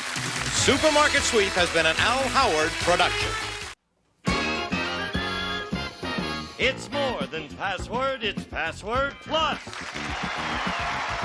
Our guest stars, Sally Struthers and Monty Hall. And here's the star of Password Plus, Alan Lennon.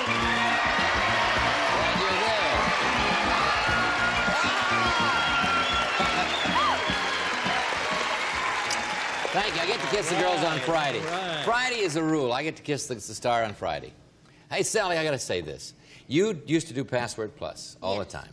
No, I know password. You use password all the time. And this is your first time here on Password Plus, and I'm delighted that you are here. Monty's been here before on Password Plus, but this is your first time here, and it was great for us because we had you back, and we had a big star who was fun and likes to play the game, and we were introducing ourselves to a lot of new stations, so you've been a great help. Thanks for inviting me. I have to let America know that he called me at home. Yes. And he said, would you do it? And I said, I haven't done a game show in about 4 years, but yes. She said He yes. has your home phone number? I have her. Yes, he does. Well, I have. So does Betty. Betty has her home phone number. Okay. And Monty, you've been and good luck on Let's Make a Deal and coming back with new product and everything in the world. And you just really started this whole thing out great for us, and we appreciate it. Now, enough of this nice talk. Let's just get right to the game. Ready to go? Let's go. Here are our current players: Lisa Pravorn and Elaine Floyd.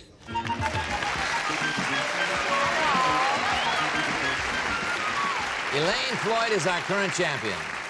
Elaine has won $9,700 so far, and she has $100 in the current game. And again, about you, Elaine. Okay, I was born and raised in Oxnard, California. I'm now living in Palos Verdes, where I sell real estate, and I have 2 darling daughters. Meredith is 8, and Maureen is 5. And it's nice to have you here, and congratulations. Thank you. Now, this is your challenger, Lisa Pravorn. Is it Pravorn? Pravorn. Pravorn. Accent in the last syllable. Again, about you. I'm a native of Southern California. I work for a savings and loan, and I enjoy playing Password. And it's good to have you here. Now, the situation is they have 100. However, here's another $100 puzzle. You could tie it, and you have the option, Lisa. Second game of this competition. There you go. Pass or play, Lisa?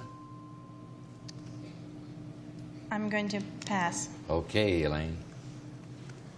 Indulgence. Gorge. Second clue, Lisa. Tells us something about you. What? Excuse me, what? What were you going to say? Riches. Hoarding? No. Third clue, Elaine. Lifestyle.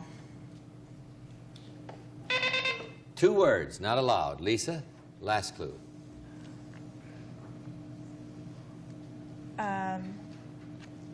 A car.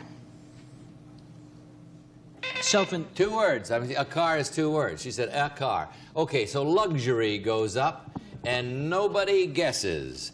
2 words are not allowed, gang. Here we go. Lisa has the option. There you go, Elaine. Pass or play?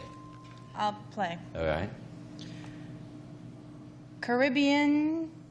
Ocean. Second clue, Elaine. Vacation. Cruise. Right. All right, Sally. Yes, you're right. You got 2 clues up there. Luxury and cruise. Princess Lines. Is it Princess Line? No, but the option stays with Elaine. Here you go. Lisa. Pass or play, Elaine? Play. Go. Boat. Ship. Right. Sally. Luxury cruise ship. A yacht. Is it a yacht? No. Elaine has the option. You have it? Pass or play? Play. Okay. Glacier.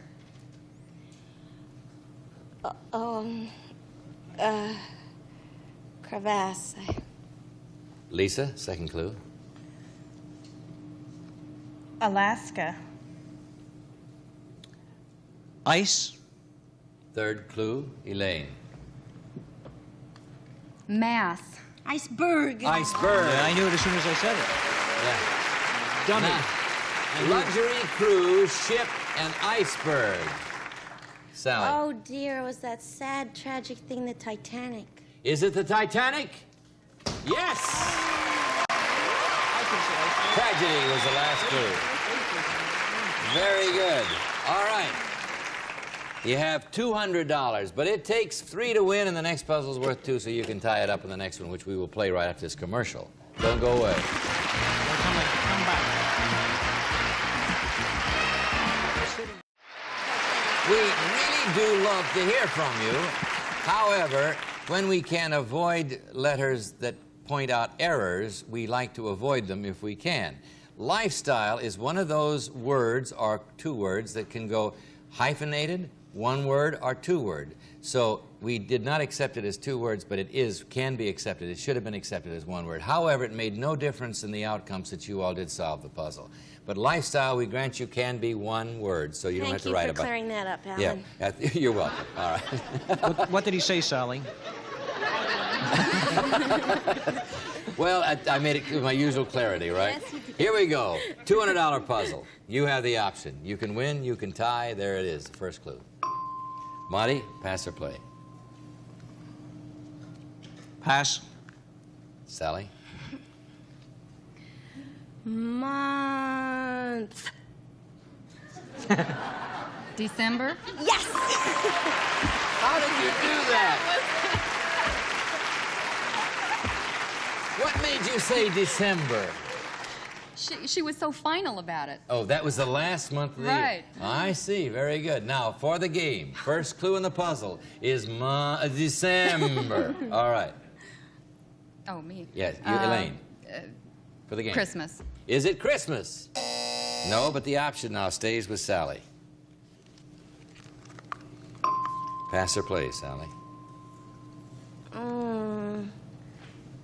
Pass. Okay. Monty? Philanthropy. Oh. Second clue. Give. Charity? Yes. Elaine? Now you have December and charity, and it's for the game. What do you think it is? I don't know. No guess. All right, Sally's option. Pass or play? Play. Go. Smart. Witty? Monty, second clue. Twinkle. Right. Right. For the game, no, you can tie it up. Lisa, you have December, charity, and bright. What do you think? Christmas seals? Is it Christmas seals? Yes! Holiday and stamps.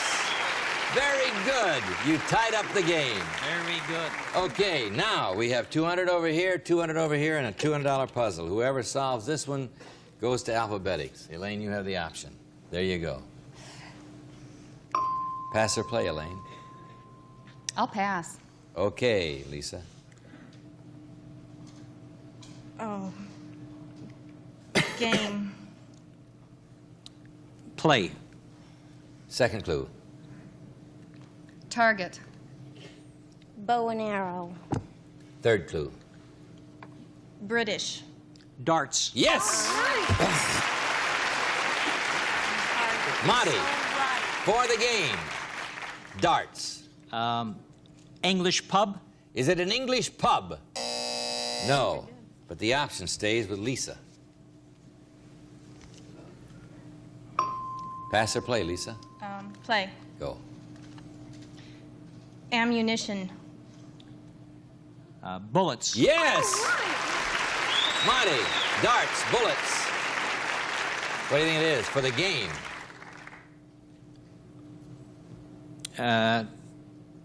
Targets. What did you say? Targets. Is it targets? No, but the option's still over here. Pass or play? Play. Go. Bow. Arrow. Right. Now you have darts, bullets, and arrow for the game. I've got to say it's ammunition. Is it ammunition? Oh. Do you have it? Lisa's option. Okay. Pass or play?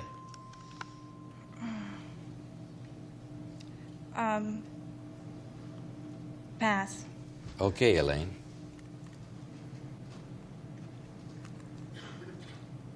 Circles. Ovals. Lisa. Board. Target. Yes! For the game. Monty. Darts, bullets, arrows, target. Games. Is Is it games? No. Well, you don't have to play a tune. All right. Here we go. Last clue. Do you have it at home? Anybody here have it? The audience here has, of course, they always do. But dear, I can't think Lisa, do you have it? I'm not saying. You're not saying. All right. This is the last one. Lisa's option. Oh, gosh. Okay. Middle. Bullseye. Second clue, Elaine. Middle. Center. Yes! For the game, Sally. Darts, bullets, arrows, target, center. Must be bullseye. Is it bullseye? You won the game! You played the puzzle. You played the puzzle. Yeah. Lisa, that's right. you played the puzzle and not the gate. That's very tempting in this. That's one of the problems. Now, Lisa, we have to say goodbye, but you really gave her a lot of trouble. You were a very good competitor. You have $200. You have a fine gift and our great thanks, and we have a commercial, and then we'll play your alphabetic. Don't go away. Very good. That's why this game is so good, because it can change at the last minute. Elaine Floyd, you have at this point in time $10,100. It would make me very happy to make it $15,100. Wouldn't it make you happy? So happy. All right, I can't even say. All right, let's just do it. 10 passwords here, arranged alphabetically, starting this time with the letter A and going alphabetically all the way through the letter J. Get 10, 6 seconds, $5,000. Okay? First word starts with A. Sally, there it is. Okay. Got your clues? Yeah. More than one? Yeah. Okay. I don't want to lose your concentration. Here we go. 60 seconds. Good luck. Go. Crocodile. Alligator. B. Pimple. Blemish. C. Grand. Canyon. D. Toss. Clue. Cubes. Dice. E. Anxious. Clue. Anxious. Pass. B. F. Month. February. J. G. Invader. Clue. Cells. Body. Disease. Germs. H. Pain. Headache. I. State. Idaho. Lincoln. Illinois. J. Jam. Jelly. E. Anxious. Beaver. Eager. You did it!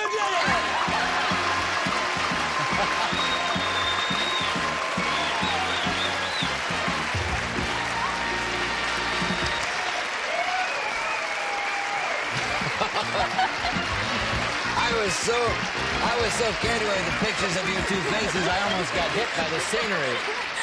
Oh, you did it! You did it! You did it! You have 15,000. How about that? Wasn't that good? Beaver! When you finally came through with Beaver, $15,100. Oh, thank you. Congratulations. You're wonderful.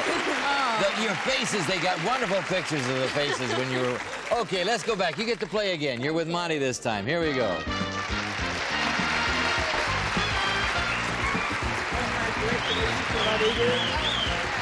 When she said Beaver, I thought she's going to get it. That was great. All right, let's meet our new player, Deanne Pelletier. Is it Deanne or Diane? Diane, all right. Diane. Diane Pelletier, tell us about yourself. I'm a registered nurse. I'm from Danbury, Connecticut, which is about an hour north of New York City. And I'm out here visiting in San Diego for the summer. And I've just completed one of my childhood fantasies, being here on Password. Well, bless your heart. You grew up watching Password. I sure did. The lightning round and everything. Yeah, you see, that's the great thing about being here 19 years, to have contestants who really grew up playing the game. May I just editorialize for a moment? You're a registered nurse. Yes. And may I tell you, I've had some experience in a hospital lately, and I've got to tell you, registered nurses are wonderful people, and we need more of them. Wow, thank you. Thank you. I think so, too. All right. We have a commercial. We'll be right back. Don't go away.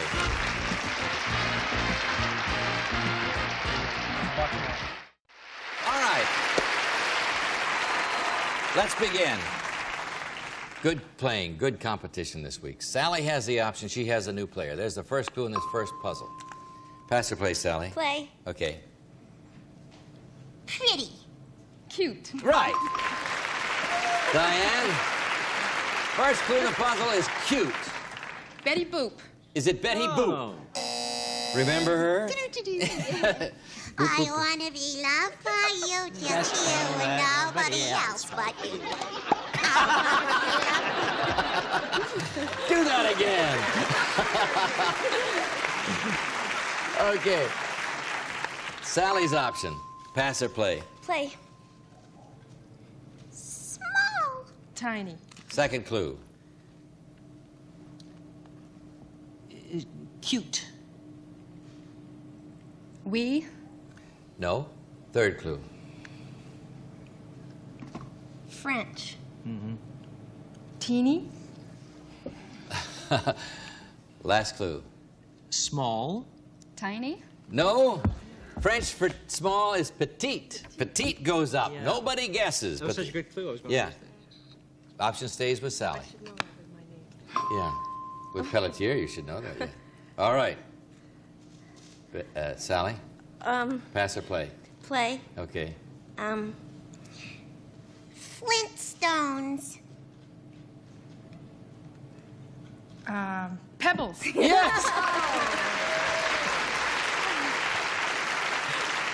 All right. Very good. Very Diane, 3 clues. Cute, petite, pebbles. I can't think of it. No guess. All right. No. Sally's option.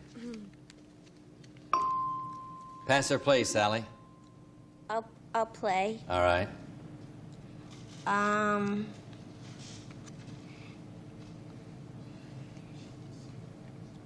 Civic. Gloria. Yes! All right. Diane, you've got cute, petite, pebbles, and Gloria. Ooh.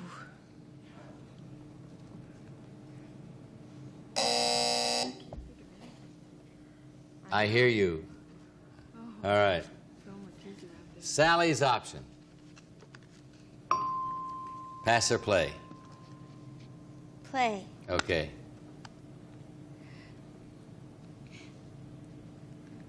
Performer. Actress. Yes! Diane. Cute, petite, pebbles, Gloria, actress. Sally Struthers. Is it Sally Struthers? Yes!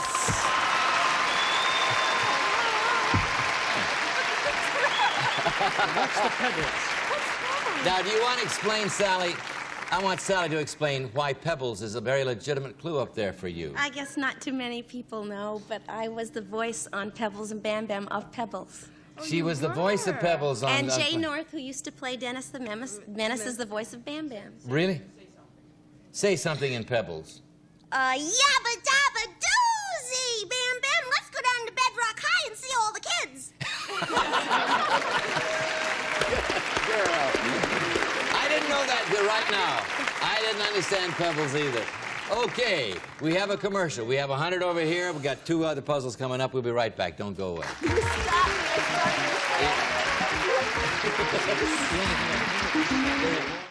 Thank you. Sally, Monty, this has been a delightful 5 days. Next week, you'll be playing with Susan Richardson and John Bowser-Bauman, both very good players. We trust you'll be with us. And remember, we really can't do it without you. So if you're enjoying Password Plus, tell your friends, and let's build up our audience in this new time, because then we'll stick around. Is Jim Henderson listening today?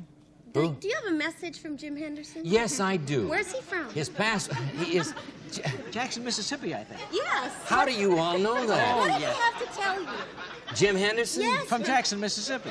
What could he have possibly... Oh, I know what he said. His password was greener. And he says, the grass next door may look greener, but it's just as hard to cut. Right. That's the password. I want you to know I couldn't have done this week without you. You've been a great help. Will you come back, Sally? Yes, I will. That's a commit. Will you come back? Anytime. Will you give our love to Joanna Gleason? Sure will. Tell her to come back. Right. And by all means, I trust you'll be back because we really can't do it without you. Thank you for being with us. See you next time. Some of our contestants will receive For Real Cheese Goodness Snack Mate, the delicious cheese spread that's so convenient, never needs refrigeration. Snack Mate, the cheese that goes anywhere. The Daisy Portable Rechargeable Power Scrubber will take on your toughest chores indoors, outdoors, anywhere from Daisy Products Company. Brookmere Classic by Washington Forge. Elegance blended with modern simplicity. Features a delicately beaded border on mirror bright stainless steel. Service for 12 from Washington Forge. Wendy's old-fashioned hamburgers have that special taste made from 100% pure beef. Wendy's are served hot off the grill with your choice of toppings. Swift Premium Franks made with high-quality cuts of meat, backed by the Swift tradition of quality the taste kids love. A grease shampoo cleans deep down on the scalp where the greases begin, so hair stays clean longer. Use the grease shampoo.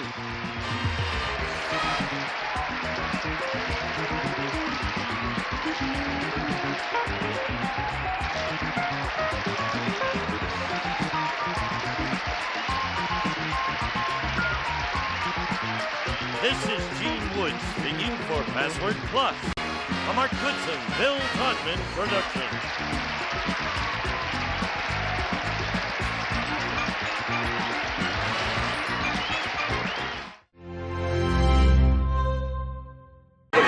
Get ready to match the stars. Nipsey Russell, Brent Summer, Charles Nelson Riley, Rosemary Forsythe, Richard Dawson, and Joyce Beautifont as we play the star-studded Big Money Match Game 77. And now, here's the star of Match Game 77, Gene Rayburn.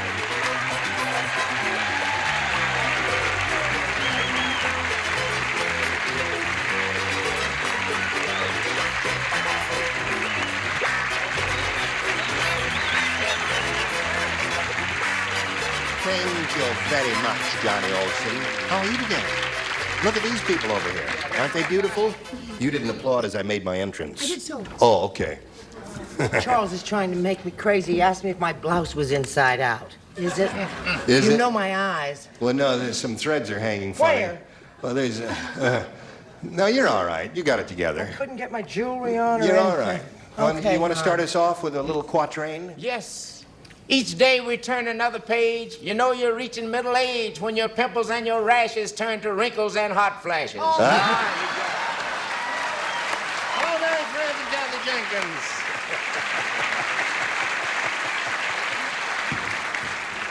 How's the champ? Well, I'm feeling fine. She's got $350. Kind of stubbed her toe there when she got to the big money, but she's got another shot at it here. Of course, her opponent, Kathy Jenkins, will try to prevent her. She's had her first round question, and it was a little difficult. And you're going to have a difficult one, too, right after we see about these messages.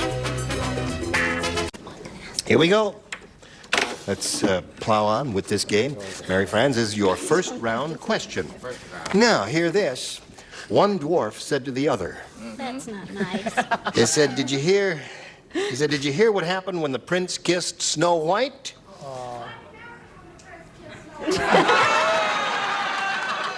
One lone voice in the back of the house. One lone voice. Johnny, you didn't rehearse them very well, did you? Patting his part, too. Did you hear her? She didn't wake up. Instead, Snow White turned blank. Did you hear all that, Mary? That's the longest fairy tale I Now, ever wait a minute. Now, wait a minute. Let me give it to you one more time. Yeah. One dwarf said to the other, did you hear what happened when the prince kissed Snow White? She didn't wake up. Instead, Snow White turned blank. I got it. I got Okay. Okay. Now I will show you Dickie's note. All right. That's good. Good. This is a note that a MASH note that Richard Dawson sent me. Yes. Your blouse is okay, but your wig is inside out. Isn't he awful? No. Now, there is one thread hanging right over here. Now, let me just write it Be down. careful, that's how she lost this sleeve. Oh, I can't pull that thread or blade will fall off. Hello, Mary. How you doing? Charles, you ready? Okay, he's ready. Right?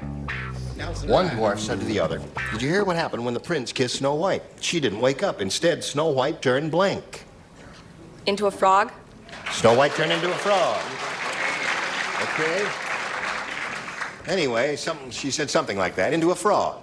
Yeah, I was way off on this one. First I had Snow White turned over. Then I struck that out. And I said she wanted to be beautiful, so Snow White turned black. Black is beautiful. What do you say to this? They didn't like her answer. Turned into a frog? I know it. No, they didn't. They were not too thrilled with it. But I did. one for married friends. Hello, Charles. Bonjour. Turned on. Turned on. Oh. Very sophisticated answer there, I would say. When the prince kissed her, she didn't wake up. Instead, Snow White turned into a frog, Rosemary. What do you say to that? I gotta agree with Nipsey, and it's black. Black. Okay. Snow White turned black. Now, Richard. It did not occur that way at all. It did not? I know. Tell us a real story. Just gave her a little kiss. Right. And Snow White turned to dust. Turned to dust. Well, here's the magic wand.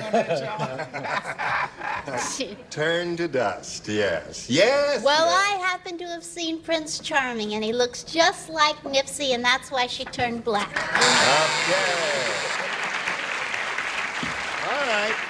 So there we are at the end of round one. Tight game, 1-0. And we'll go to round two. Kathy? Pitchers do it. B. Yeah, I did so well the first time. Sure. Everybody play. Now hear this, folks. King Kong is so huge. How huge is he? You're getting better. Yesterday, he picked up a palm tree and he used it as a blank. Now, that's how huge he is. Yes? He's so huge. Yeah, he's huge, you know. He just picked up a palm tree and used it as a blank. Now visualize that, Kathy. Are you visualizing that? King Kong. King Kong. He's huge. And you know what a palm tree looks like? All right. Okay, here we go. Come on now, Joyce. You must be... Okay. Now, King Kong is so huge, Kathy. Yesterday, he picked up a palm tree and he used it as a... Toothpick. Toothpick.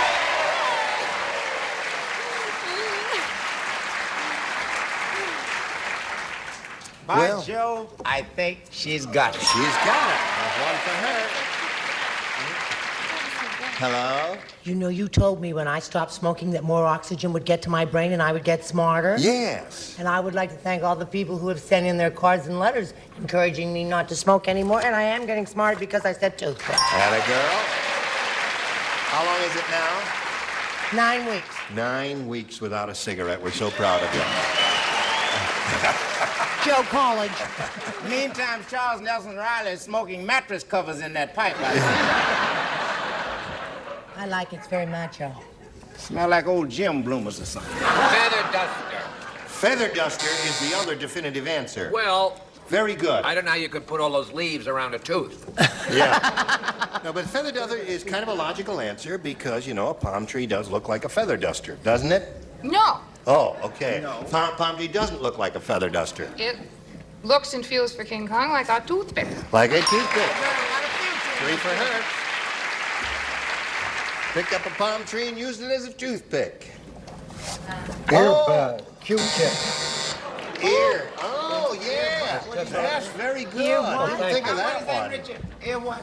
Earbud to clean his ears. You know, the way you do that, isn't that clever? It's so clever, it vibrated right over here, but I never heard it called an earbud. Yes, that's the clinical An name. earbud? Yes, we Looks like people. I called it a Q-tip. Q-tip, okay. So So you picked up 3, Kathy. At this moment, the score is 3-1. Kathy's favor. Yours is yet to come, and we'll see how it works out after this. Here we go. All right, Mary, it's up to you now. You need 2 to tie and 3 to win. 2 to tango. 2 to tie. Brett, you did not play because you matched her in the first round. Phil said yesterday, I got the most unusual gift, a bottle of penicillin. There was a note attached. It said, for the man who has blank. I wish I was wrong. I had a perfect answer. Phil said yesterday I got the most unusual gift, a bottle of penicillin, and there was a note attached. It said for the man who has blank. In a moment. You wouldn't say that. Anytime you're ready. Okay, here we go, Mary. Phil said yesterday I got the most unusual gift, a bottle of penicillin. There was a note attached. It said, for the man who has... VD?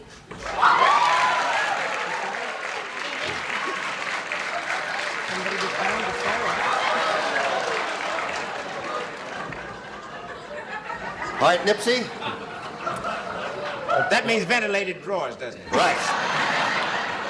For the man who has and really needs it, everything. For the man who has everything. For the man who has everything.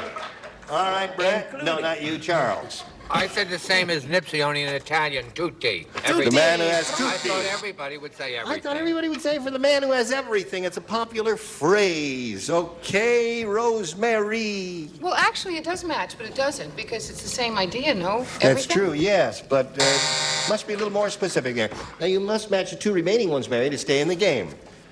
Everything. So that means Kathy Jenkins wins the game, and Joyce has... Okay.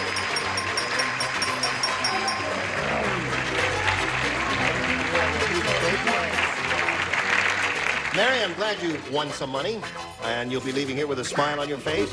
And our thanks for being on Match Game 77, Mary Fran. There she goes. There it is, Kathy. It's all for you. Chance for you to win a big bundle of money here. We polled a studio audience not too long ago, and we got their best response to this. Bone blank.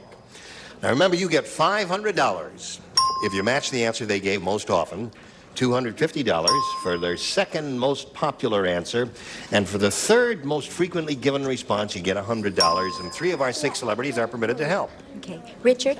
Bone dry. Bone dry is one. Charles? Bone china. Bone china. You got 2 now. Nipsey. Nipsey, what do you say? What do I feel like when I give a dumb answer? Bonehead. Bonehead. Okay. There they are, Kathy. Kathy, I'm talking to you. Look at me. I'm over here, Kathy. You got bonehead, bone dry, and bone china. You may choose one of those, or if you'd like, give us one of your own. You may have a better idea. No. No? Bone dry. Bone dry is one she wants. Richard's answer. Let's find out if it's up there, and if so, where.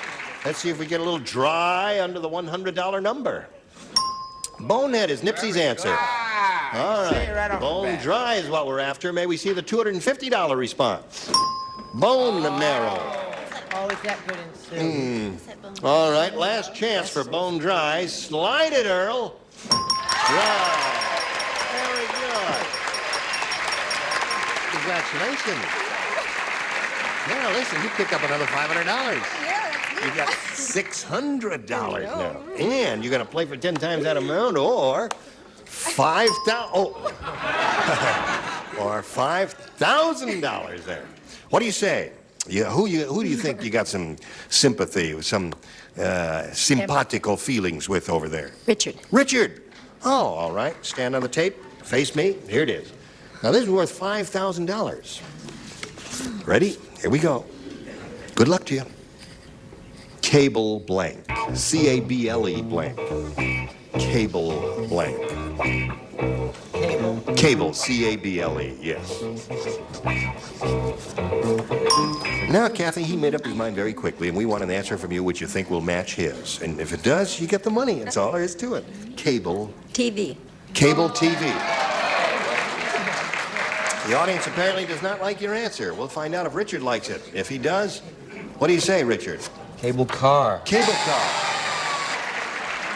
Cable car. I suppose here in the West that would be a little more logical answer, but cable TV was not bad. Cable vision would have been another possibility. Kathy, you've got $600, and you're going to meet another player later. Right now we want to do a little business with America. We'll see how we fare after this. Hello there. Yes. Let's all say hello to Victor Delgado. Hello, Victor. Okay. We welcome you, sir. Thank you. Now, we want to find out the Victor Delgado story. I bet it's an interesting one. Well, I don't know. We have had a bride for 40 years. We just celebrated our 40th anniversary. We have 2 children, a girl and a boy, and 7 very nice grandchildren. That's good. Yes. We live in a trailer. You live in a trailer? We live in a trailer. We took a trip around the world, not in the trailer, but we took a trip around the world and through South America, and now we're back here, just kind of taking it easy. You went through South America in the trailer? No. Oh, no. No. You just lived there? Yes. No, we just went through. How was South America? Beautiful. Right. Beautiful. You didn't get the Green Apple Quick Step down there or anything like that? No. No. Nice place. Okay. Nice place. Good luck to you, Victor Delgado. Thank you. I'll ask you to make a selection here, A or B. I'll take B. B it is, he says. We've got a new game going here, if you are ready. I already. Good. The baseball rookie said, this really is a farm team. Instead of baseballs, they pitch blank. This really is a farm team. Instead of baseballs, they pitch blank. Hold on now. You want a little clarification here? Let me see what I can do for you. All those little things.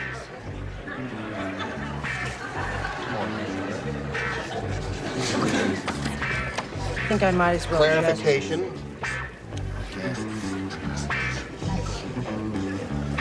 Okay, wait.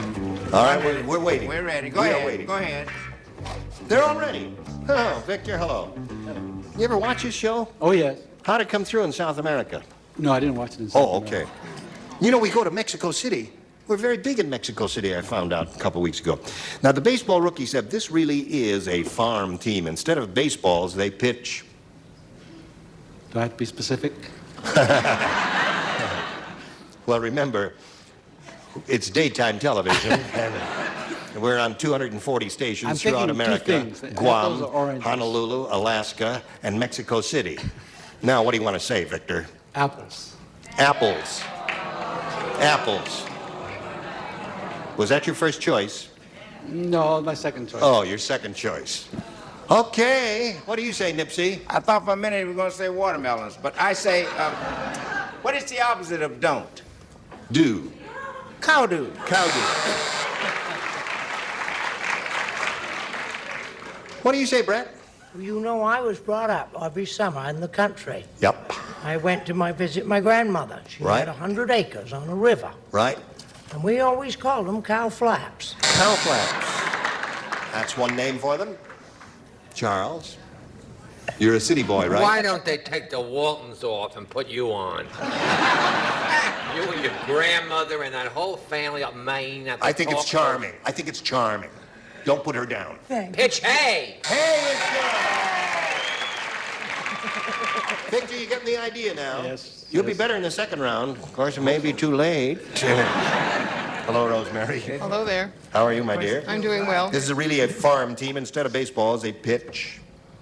Manure. Manure, yes. That's what they do. Yes, sir, Richard? Well, I thought cow chip. Cow chips. Cow chips instead of a pitch. Yes. Is that where the saying pitchfork comes from? Pitchfork? Yeah. From the farm teams, they pitch the floor? Just Nope. a second. No. Guard? Yeah. I just, you like to know where things came from and all. You know, you're getting weirder and weirder as time goes on. I like to know those little She came from helpful hints. Newberry's. Yes, of course. What do you say? I said what you told me how to spell. Is that how you spell it? That's how you spell it. Cow Cow chips. chips. Okay. Now, Victor, you didn't do well with your first rounder. Let's see how Kathy does with hers. Fonzie's girlfriend, Pinky, is really tough. You're okay. You know that? I think I'm in love with you. Not only does she wear black leather boots, she even wears black leather blanks. That's how tough Fonzie's girlfriend is. No, she only wears black leather. What do you say to that? I'm not that tough. Warn me next time. will you? Okay. I love Fonzie's girlfriend. I think she's adorable. What's her Yeah. name? Why don't we get her back here? Yeah, she was cute as a Get bug's her ear. back here. She's funny. All right. Here we go. Kathy. Fonzie's girlfriend, Pinky, is really tough. Not only does she wear black leather boots, she even wears black leather blanks. Panties. Panties. What? Underwear, you know, pants. She's explaining what panties are to me. That's not so tough. I knew a guy that was so tough he wore a tweed suit and no underwear. Uh-huh.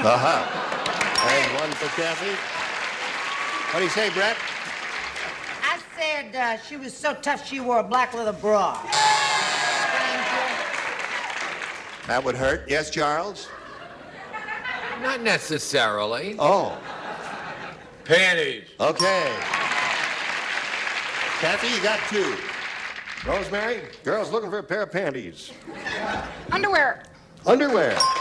There it is. Same thing. Richard? Undies. Undies. 4 for her. She's going along there. Don't stop her, Joyce. What? Bras. Bras. Well, you picked up 4, which is very unusual for a first round, and we congratulate you. So there's the end of round 1. 4-0 the score in favor of Kathy. Round 2 coming up later. You were absolutely super duper, and I thank you. And I thank you for joining us, and hope you'll do it again next time. We're on with Match Game 77. Gene Rayburn here. Goodbye.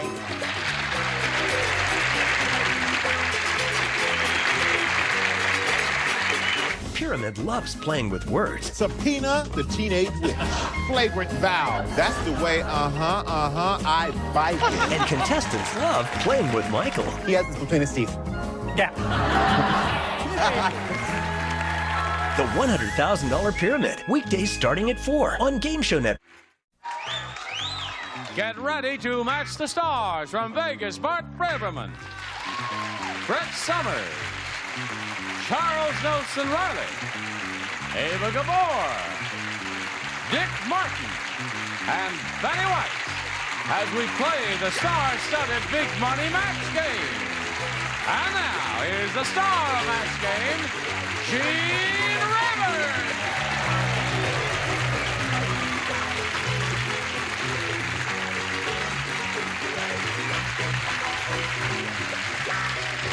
Howdy do.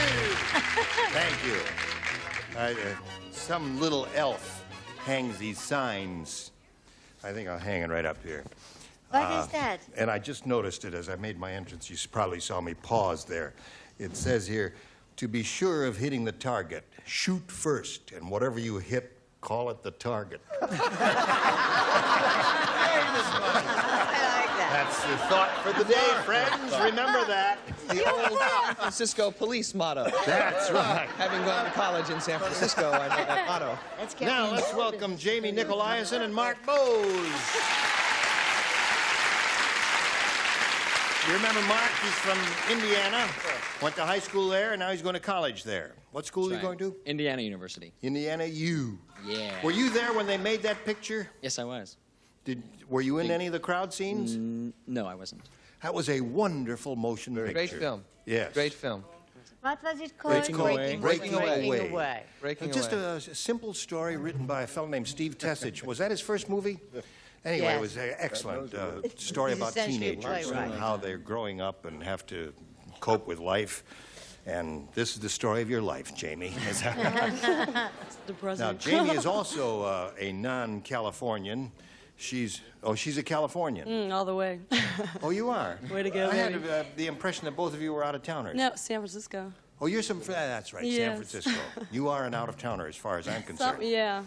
LA is kind of a country of its And she's own. an aspiring singer, and she Mhm. has a nice mellow voice, in my opinion. Thank you. It's kind of hoarse. I was screaming. You were a lot, screaming yes. last night? Yeah, I woke up. I had a dream that I was stuck on a desert island with Charles Nelson Riley. I'm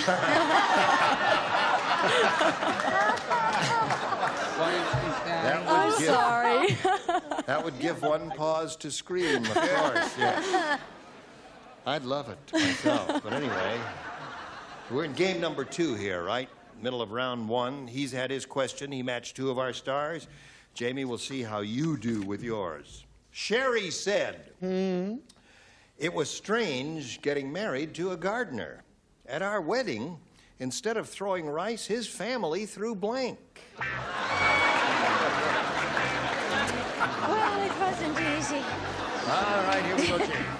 Sherry said it was strange getting married to a gardener. At our wedding, instead of throwing rice, his family threw... Can I talk to your writers, please? Okay. Fertilizer. Fertilizer.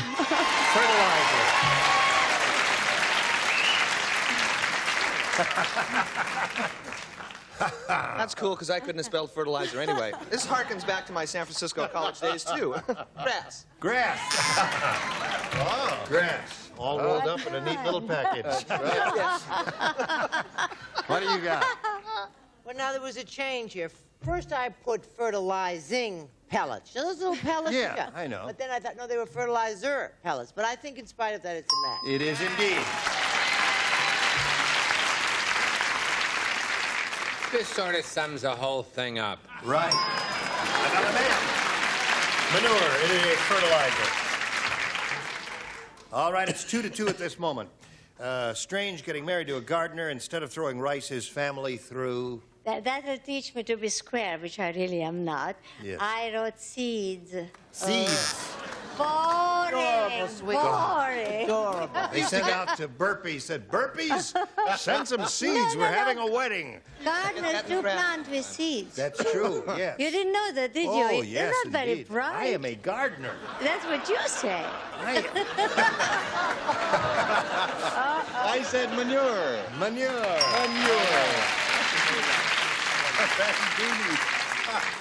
What is it? Bandini, but just in case there was not a match or any argument, I put an F down there for fertilizer. All right. Bandini, right. 4-2 to score. Now, here is the last round of this game. And, Jamie, since you're ahead, you'll go first. B, please. B? Yeah. Two people play, Bart. Sir. And Ava. Who, Bert? You and Bart are the only two playing. Everybody else lays out. We're the only ones who goof. That's right. That's right. One mountaineer said to another. That's so funny. Wait till I get to the funny stuff. He'll fall out of his seat. One mountaineer said to another, that tough Tony is really tough. He climbed all the way up Mount Everest with a rope tied around his blank. I want a new question. You bobbles. Yes. Where are we? Oh, there he is. All right, Jamie. One mountaineer said to another, that tough Tony is really tough. He climbed all the way up Mount Everest with a rope tied around his blank. Neck. Neck is good. Excellent response from the girl. Neck, if you're tough, it would be tough to do that. This guy's really tough. He had it tied around his tongue. His tongue. Oh, that's tough. You know, I am once intelligent and then I ruin it. I did write neck. And Why did you throw it away? Because I'm stupid. Because, you know, Beth is so bright always, and I stole it from her. Sure, blame me. Oh,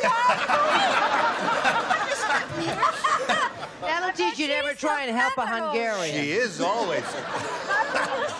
That'll teach you to ever try and help a Hungarian. You're right.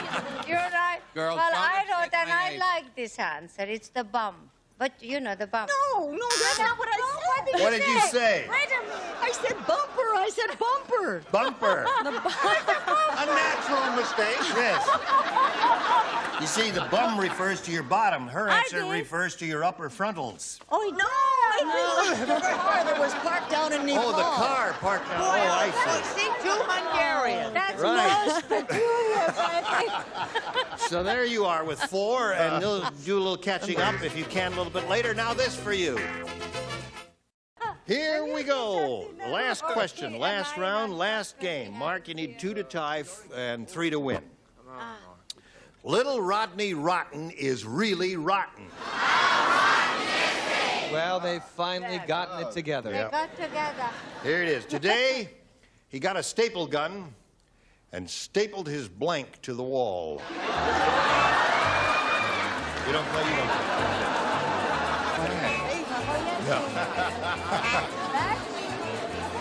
You ready, Mark? All right. Charles does a little artwork on his. Little Rodney Rotten is really rotten. Today, he got a staple gun and stapled his blank to the wall. Mother? Mother. All right.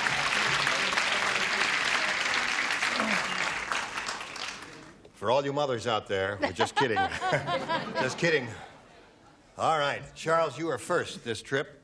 Yo, Gene, I said little sister. Little sister. Yo, Gene. Sister and mother would be the two good responses here. Ava. I said brother. Brother. Now, Not you got to going match too Dick and Betty well. to stay in the game and achieve a tie. I'm with Big Chuck, little sister. Little sister, so that means Jamie wins the game, and there's one mother over there. Mother. Here you are on your accustomed spot. Mark, pleasure to meet you. Thank you very much. We're going to send some stuff that the guys in your dormitory are going to love at your fraternity house. Pantyhose for everybody in the school. You ready? I think so. You're going to do better than last time. Oh, God, I couldn't do worse. We polled a studio audience not too long ago and said, write down your best answer to this. Blank horizon. Blank horizon. If you give us the answer they wrote down most often, you get $500. $250 for the second most popular answer and $100 for the third. And now we'll see who will offer some assistance. I have an answer. Okay, Ava, please. Lost Horizon. Dick? The Far Horizon. The Far Horizon. That's your new book, is it? That's my new book. Yes. What's it about? It's about a sailor. Yes. Who's in love with another sailor. Yes. No. I don't want to hear And they're anymore. looking for their far horizon. I see. Well, we must buy it. Go to your local bookstore and look for Dick Martin's new book called Far Horizon. You're going to love it. All right, one Okay, more. Bart's going crazy up here, so I'm going to pick him. No, You're jumping around. What a yutz. I'm pointing in this direction, can I and the change woman's the- eye. You want Charles? Okay, Brett. Oh. Beyond the blue horizon. Wouldn't you know she's doing music? So yeah, Beyond the Blue Every time Horizon, you sing, Far they gotta pay Horizon, and money. Lost Horizon. You want one of those or one of your own? Beyond the Blue Horizon. The song. Oh, honestly, That comes later. now I'll These have old songs. nightmares. Lost Horizon comes later. Well, let's take a look down there at the bottom and see if we have Lost Horizon. Over the Horizon. No, but, Over That's the sequel to Far She Horizon. said Beyond the. I didn't. I meant blue. In love with Blue another Horizon. whack. Beyond the Blue Here Horizon. comes Beyond the Lost Blue Horizon. Horizon. Yeah, it's a song. Yeah. Right. Do you sing that song? Is that in your repertoire? No, fortunately. it will be No, now. the Blue Horizon. That's it. Yeah, sure. All right, $250 response, if you please. Blue horizon. There you That's are. it. Blue, Okay, you got it. The next one is Far Horizon. No, it's not. Far Horizon is the next one. That's It's Dick's a book, right. Who asked you? I want to see that kind Do you want these sailors to get together or not? All right, slide it. Yeah. Hey, Ava. You didn't pick it, though, you naughty kid. Now, Jamie, you got another $250. At this moment, you have a total of $350 in cash. But this means here that you're going to play for 10 times that amount, or $2,500. But we want you to step up there one more time, grab a peg and pull, and Give it a see hump if it there, lands you know? on a Give it a dot shot. or a star. Well, you're going to get double your money. And here we go. Does she play for $2,500 or $5,000?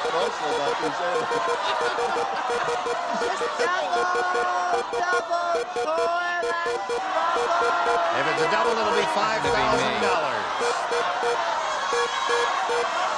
Gonna be Charles. It's big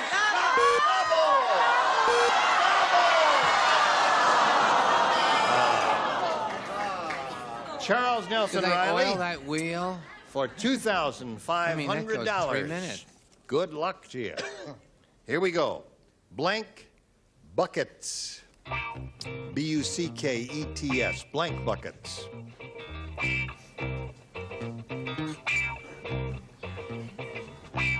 Now, one leaps into my mind immediately. Think.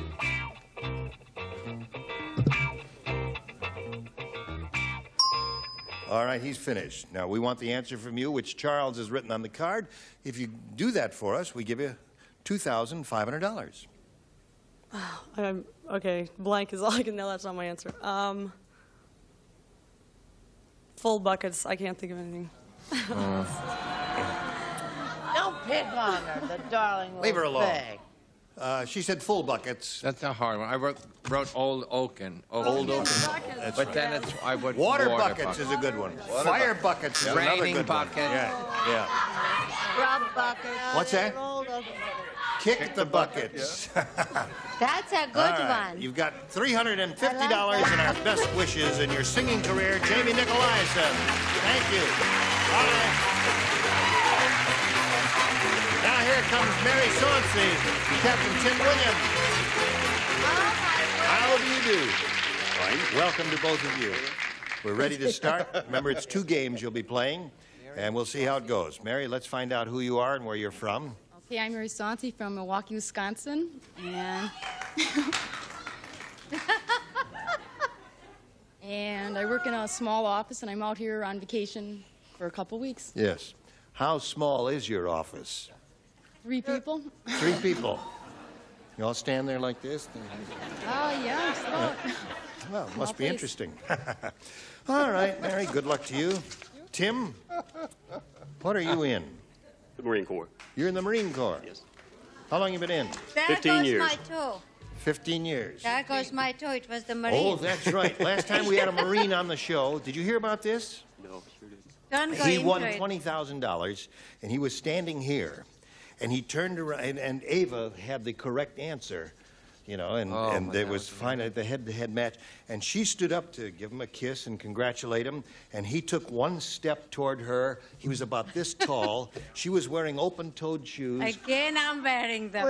And again, he you're took wearing my them. toe away. Yes, and he kicked her I right promise there not to do and that. peeled her I'm toenail not back. kissing anybody anymore. So from now, we'll change places when it comes time. If Right. you win. All right, you can sit down here. You can be Ava. You can be Ava. Sure. All right. We're going to do a little commercial business here before we start this game, so both of you stand by. Now this for you. Here we go. Bing. Mary, the way it works, you have first choice, A or B. B. B it is for you. It says, Dumb Donald, the president, is so dumb. Medic! Once he tried to throw out the first ball at a blank. Dumb Donald tried to throw out the first ball at a blank. What'd you say? Okay, in a moment.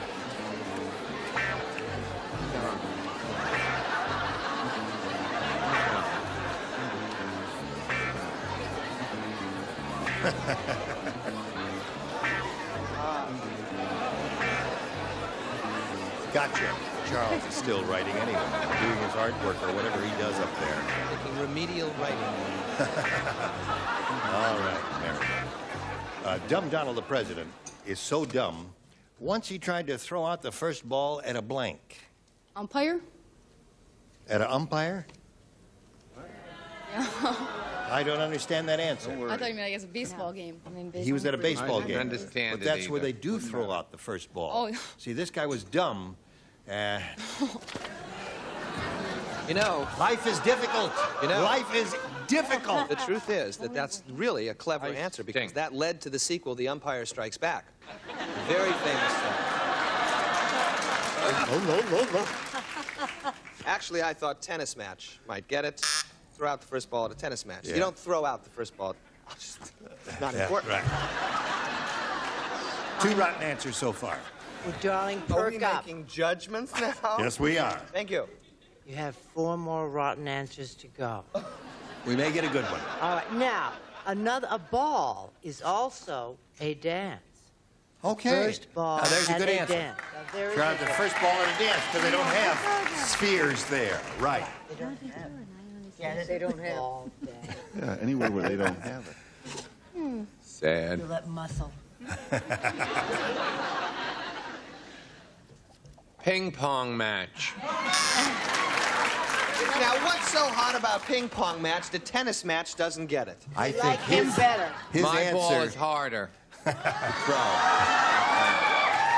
I wouldn't touch that line with a fork. His answer is equally bad as yours. All right. Mary's looking for the answer. Umpire. I hope he Dumb- steps on your toe. Once he tried to throw out the first ball at a blank. Oh, I was as brilliant as the rest of us. I said bowling alley. Bowling alley. Well, now that's not bad because you could get a hernia doing that. And you could increase it if it was at a cannon factory. A cannon factory. Making cannonballs. Now, you have to think about this. This is a little deep. At a horse race. Right. I got you. At a what? Obtuse. Captain, you ready? I'm ready. Here we go. How deep it is. Oh, all right. Mario said it's strange being the son of the Godfather. When I was born, instead of passing out cigars, he passed out blanks. Here's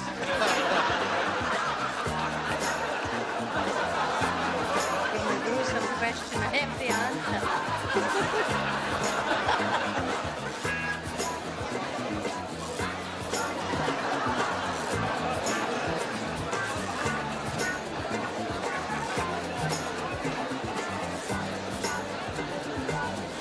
Could we pay the extra money and get a melody track on that band? I'll pay for it. There. They added maracas for your benefit. It's still Here a we go. vamp in search of a melody. Mario said it's strange being the son of the Godfather. When I was born, instead of passing out cigars, he passed out blanks. Contracts. Contract. That's a good one. Excellent. Good, Ed. Haven't got it. Sorry, Captain. Close, but no cigar, as they say. I said weapons. Weapons is Weapons all right? would have been good. Yes. It's a terrific answer. I wish I Contracts thought is it quite was. good. Fabulous answer. I said teeny tiny horses' heads. Teeny tiny. I said Gats, Gene. Gats, of course, yes. What? Gats. I don't need Oh, that. here's the better one. It's What's a slang gat? for guns. Oh. Ava. Instead of passing out cigars, he passed out Dead bodies. dead bodies. Gruesome. Dead Very bodies. good. Fathers. Bullets. Bullets is another good one. That it? I said guns, which is slang for dats. Right, indeed. So there we are at the end of round one. Neither one of you has matched any of our stars, but you will in round two because that's the way it goes here. And now we have this message for you. You were all Not the grand, team that wins in wonderful, but you'll improve. I'm Gene Rayburn. Join us next time for the match game. Thank you. Goodbye. Some contestants will receive top security padlocks from Slaymaker. Locksmith since 1888. Only Slaymaker padlocks have a strength rating that you match to your security needs. Maybelline Cosmetics featuring Fresh Lash Mascara. 24-hour mascara that conditions while the seal's in color all day, all night. Fresh Lash Mascara by Maybelline. A picnic jug and Flavor Ice, America's favorite quick freeze fruit-flavored bars. 24 giant bars in the package, assorted delicious flavors. Flavor Ice, the giant cooler. Gas-saving Quaker State Sterling Motor Oil, specially blended to help save gas and money. You'll be staying on the road with Quaker State.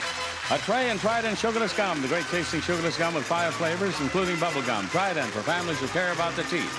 A canister set and Boratine is formulated for the big switch to warm water washing.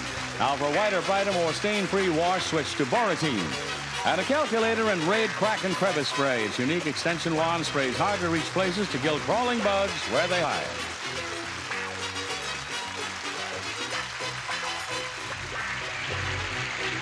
This is Johnny Olson speaking for Max Game, a Mark Goodson, Bill Todman production. This program was edited for broadcast.